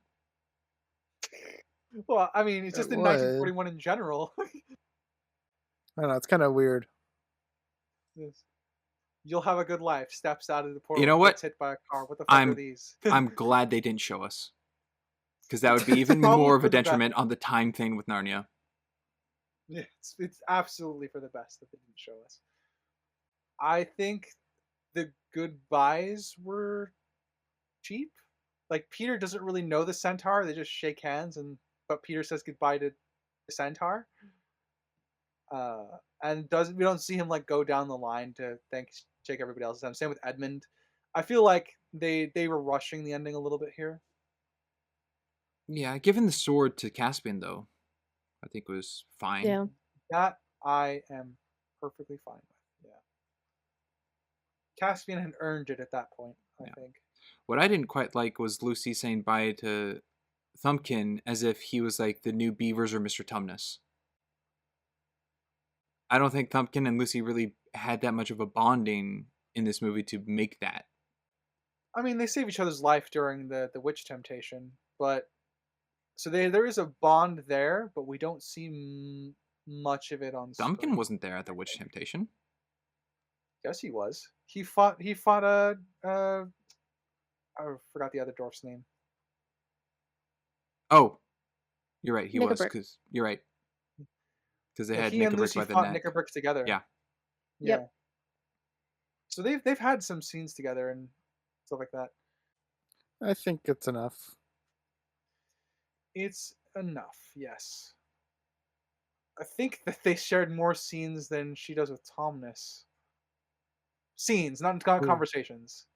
Maybe. I think Tomness and Lucy had far more conversations between the two, but I think she had more scenes technically with Dear Little Friend. Well, yeah, and then she set him up to have Aslan to yell at him. Yeah, but it was kind of. You believe in him now? That was fine. But I guess on the topic of DLF, an Act 1 thing I forgot to mention. Where did he get the bow to kill that bear? Wasn't Susan's bow. Nope. He didn't have a bow when he was getting chucked off the boat. It was and probably the in that boat. soldiers used crossbows. If it's probably just in the boat, I don't think that makes sense. It doesn't. Because It is a Telmarine boat. if he was captured, he didn't have it with capturing. I don't know why they would put it on him to drown with him unless they don't want any evidence of a Narnian. Which is why they went out to drown him anyway. Taken. Yeah. That's my best inference, but weird. that's, I think, too It's a much of a little weird. stretch anyhow. So, And it just so happens to be the perfect size for him.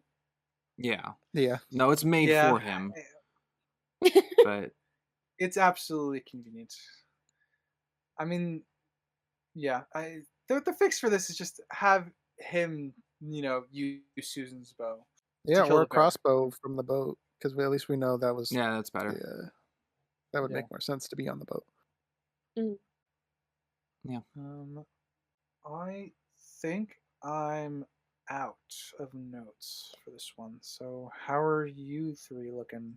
I am spick and span bare, but I do have one comment to make about the beginning of the movie, which wasn't in my notes, just something I've connected a little. Shoot it out there. Anyone else get the little connection that the beginning of this movie feels very much like the beginning of Willow? That something is born and then someone has to flee from an evil kingdom and then winds up in a river and it all leads to Warwick Davis?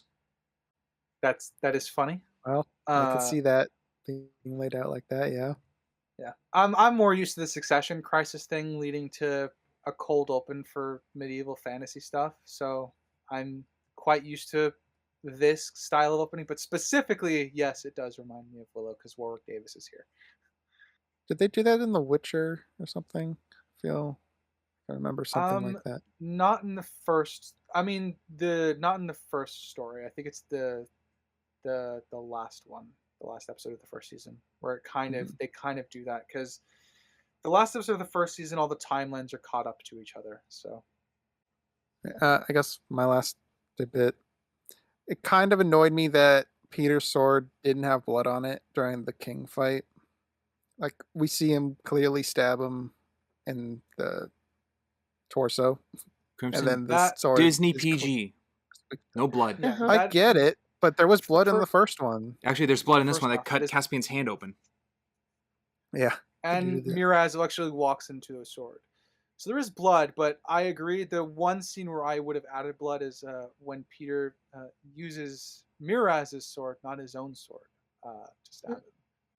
I would have liked to add blood on the blade because it would make sense for it to be there. I'm not usually a gore person, but a bit of blood on the blade would make sense for the scene. It doesn't need like a close up of it like dripping off the sword or anything, but just something.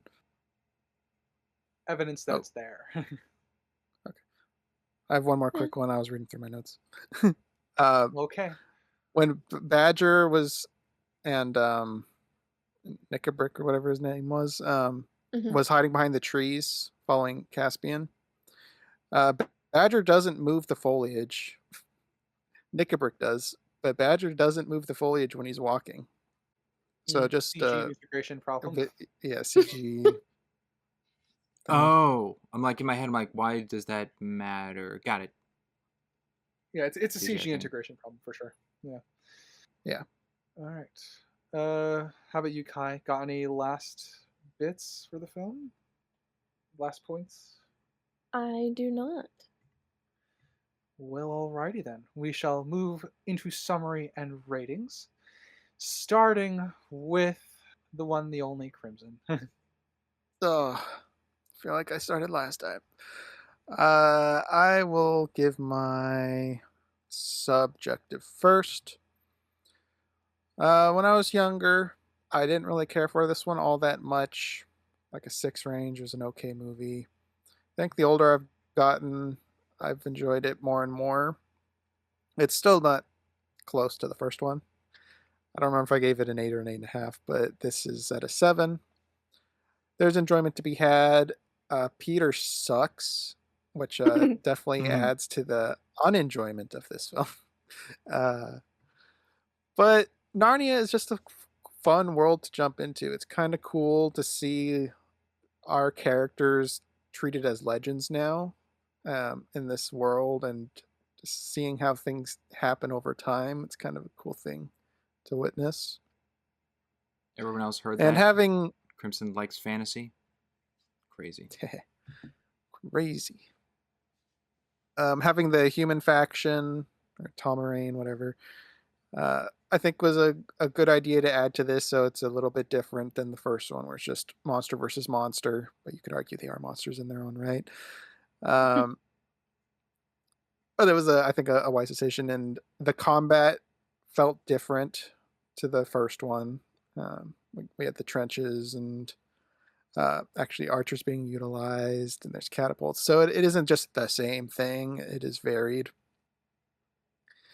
And much like what you guys were saying, the people dying at the castle is etched into my brain. Whenever I think of this movie, that's the first thing that pops up. It's very well done and very dark, and I kind of like it because of that. So yeah, solid 7.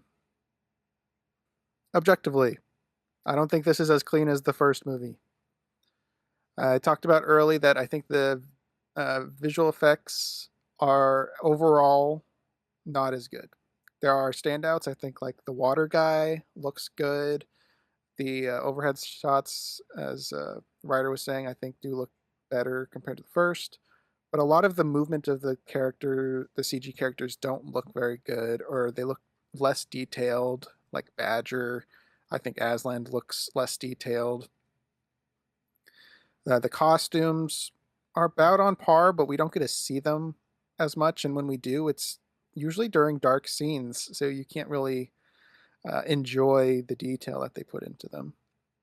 The integration of the witch, I think, feels shoehorned and not built up enough to justify being there. So I think that is I put it as an issue on my scale. Peter, as we well established, is a different character here, and as this character, he's pretty consistent, but as Peter, he is very inconsistent with himself. It's not justified here. I think a lot of the sibling dynamics kind of take a back seat for the overall plot with Caspian. I think Edmond only has like 2 or 3 scenes with Lucy in this, and then Susie and Edmond barely have anything. Like, there's not a lot of connections with each other. And I talked about Edmond not having anything as a character by himself to do. He does contribute with the overall story, but as a character, he doesn't get anything. The overall, I think the pace of this film's pretty good, except for the actual final goodbyes did feel rushed. But everything else felt good. It didn't feel like a 2.5-hour movie. What else? I'm missing stuff, but that's fine. I'll leave some meat on the bones. I have this also at a 7. I hate matching myself, but that's where I'm at. Alrighty. I'll go next. I'll do my subjective first. Oh, actually, no, I'll do my objective first. I think this movie's world building is a bit better overall in terms of the structure of how the world is plotting itself along. I do think there are some conveniences where, the dwarf being saved is at the beginning, gets the Pevensies kind of more involved in the story quickly. And Miraz has every reason to keep the dwarf, so I do think that's one of the major conveniences that pushes the plot. I would say there are only a couple other instances like it, whereas within the first one, I feel like it was more saturated, like with the Queen just on patrol for some reason. Them finding, being found by the beavers, being found by the fox, then being found by Santa Claus. So there's a lot less conveniences pushing the Pevensies towards Aslan's camp in the first one when compared to here, where it's a lot more streamlined, where you can buy why, Caspian and his troops are returning from their raid on Miraz at the river, which is why they're, near where the Pevensies are, because the Pevensies are sleeping, also going on the same path essentially towards the forest. So it's convenient that it's happened at the same time, but they have reason to be in each other's areas to run into each other. So there's less conveniences pushing the plot forward. The world building, the main thing for me is still the time issue. There's not much else outside of that. I think the magic, I still don't fully understand it, so I'm just gonna shrug at it. It's whatever works, and whatever works doesn't. I wish I understood it to, I guess, put more ground rules on it. Because the deep magic, the trees don't help the Narnians for some reason. I feel like, no offense to the Telmarines, but their invasion doesn't really get very far if all the trees decided not to let them. And Aslan disappearing for 1,300 years seems to let the Telmarines essentially run Narnia is a take, I guess, to do with the character when he's supposed to love Narnia. At least that's what I understand of Aslan to be up to this point. I know he loves Narnia, is willing to die for it, has died for it. So it's not assassination, but it's definitely like questionable. I wish I understood Aslan's motives. I know he's supposed to be a stand-in metaphor for God in the actual story, but he's a character outside of that too is the problem. I would say I agree with Crimson's assessment that the Pevensies, their interfamily relationship kind of takes a back seat in order to introduce Caspian and keep his story very fluid. The plot is very, very well paced, I would say, up until the very end, because it goes a little quick. But I would say, broadly speaking, the pacing is very good. I do think we get enough of the Pevensies to establish their relationships. I personally just want more of it, because I think with more of it, Edmond would feel a little less left out. I would think, in a movie that got like another 20 minutes, you can keep Caspian's like really core character arc and also have enough space for the Pevensies to get more of their family time dynamic together, because that's I I love their family dynamic from the first one, and there's just a lot more going on with this one, so we get less of it, which kind of doesn't hurt the film, I think, for me objectively, but it's definitely a subjective thing. I think, again, just going to reiterate this, Peter, consistent with himself in this film, inconsistent overall with Peter as a character from the previous one. Probably the biggest objective hit for me is that. I love the side characters from Gazelle to Caspian. Mraz as an antagonist is a great antithesis to the Pevensies as rulers, because the Pevensies are all about sacrifice for making the world better, while Mraz is trying to better his position, so it's a nice counterpoint. And Reapcheap's great. I'm not going to list all of them, but I think the dwarves are good too. All right, yeah, that's it for me. I think the film, I'm matching the first one. I think that it's a solid 7. I think this film does some things better than the first film, but I do think that the most damaging forward again for me is Peter, because I actually really love Peter's character in the first one. And yeah, so I'm at a 7. Objectively, I said at the beginning, I watched this one more than the first one, quite a bit, and then I stayed away from it for a few years because I had just rewatched this one religiously. Now I think they're equivalent. I'd probably put them both up at a high 9 for me. I love them to death, both of the first two, and I can't wait to see how the third one will shape up. Kye, why don't you go next?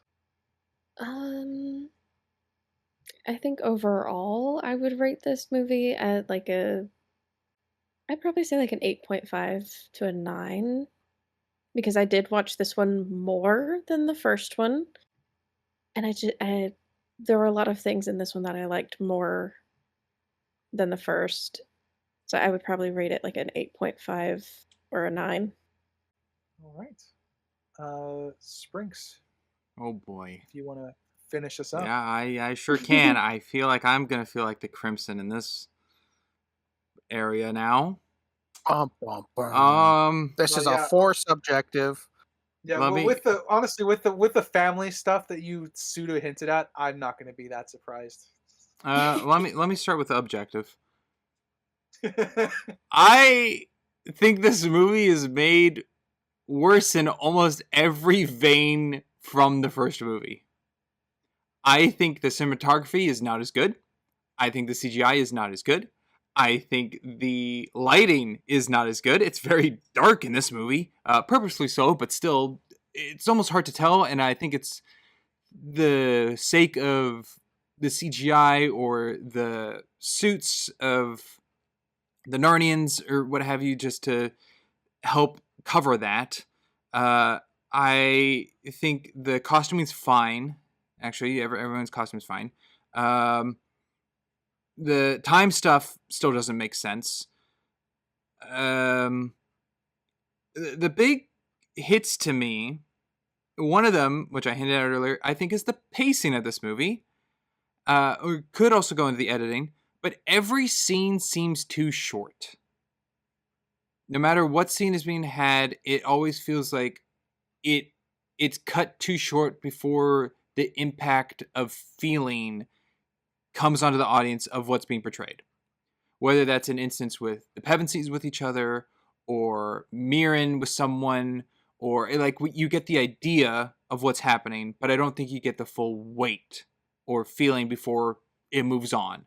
The two scenes I will highlight that do stand out to me of like being good ones is the Narnians came in the night, stole the weaponry. What are you going to do? And it goes to the general with the pause before turning to his men. That pause turn is him thinking over what he must do now, and that weight falls upon the audience. And I like that rather than just cutting to the next scene upon re-asking, so what are you going to do? How many men did you lose?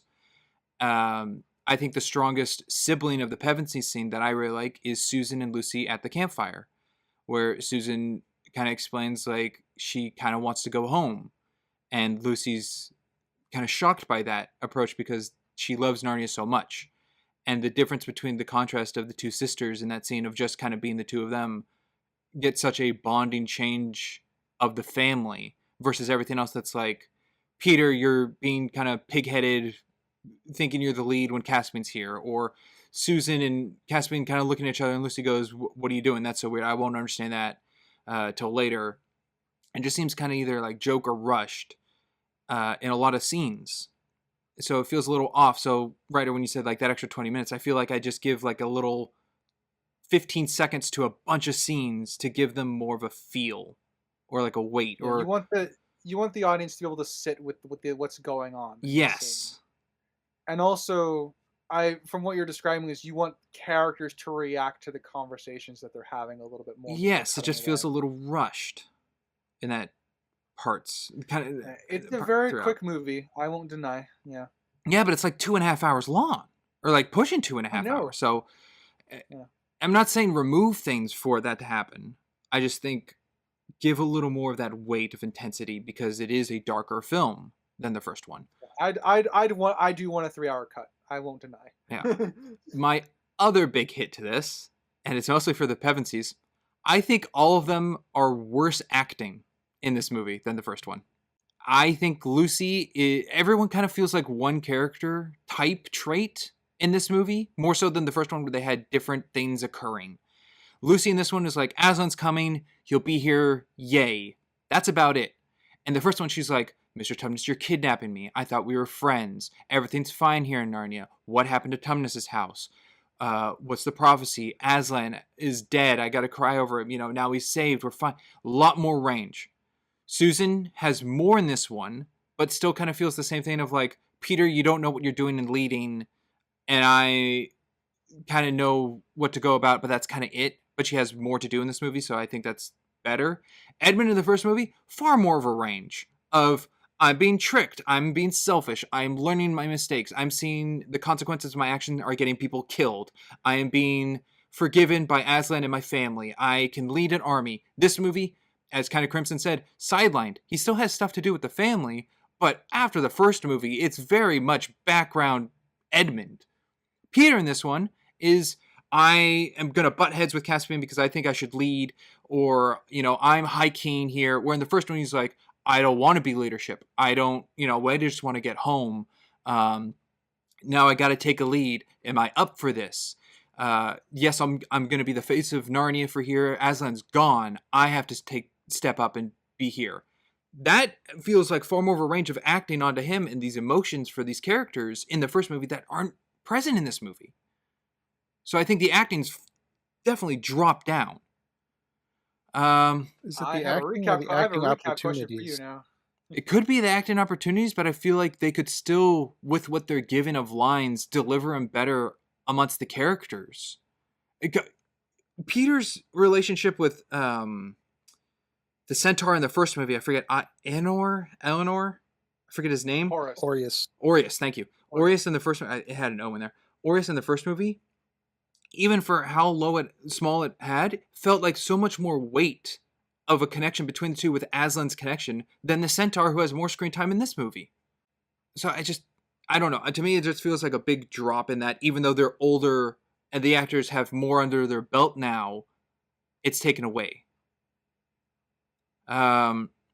So my objective, I was bouncing around for it. I don't think the movie's horribly made, but I do think it like cuts around a lot of things.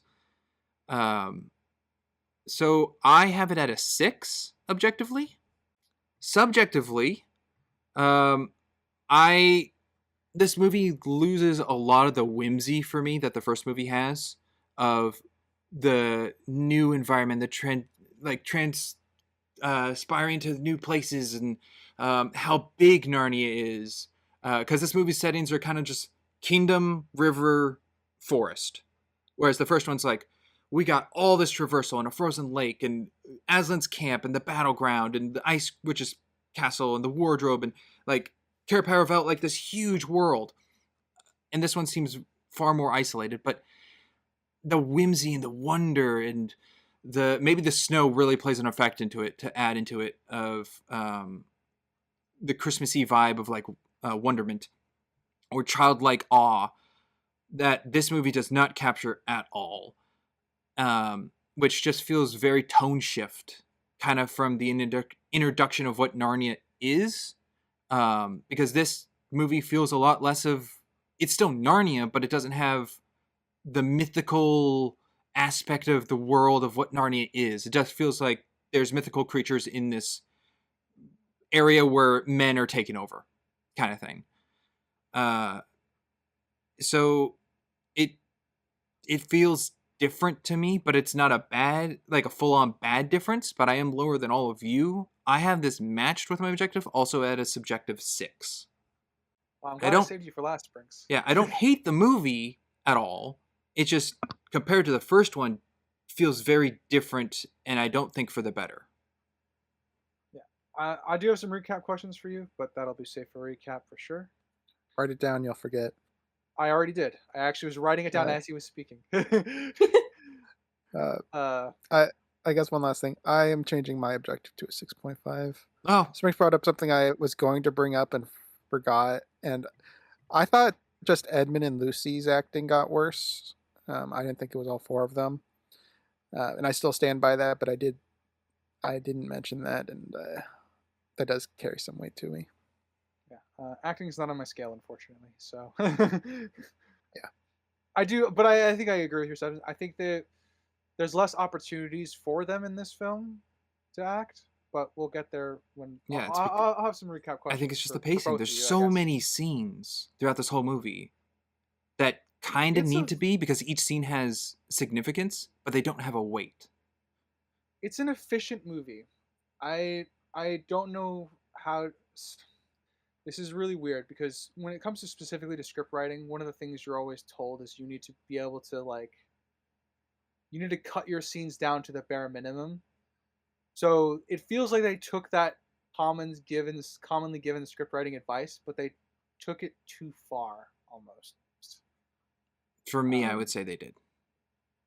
Yeah, I'm not quite there yet, but we can expand on our differences with that in the recap, because I think this movie is very efficient, but I don't have the pacing issue that you have at all, which is strange.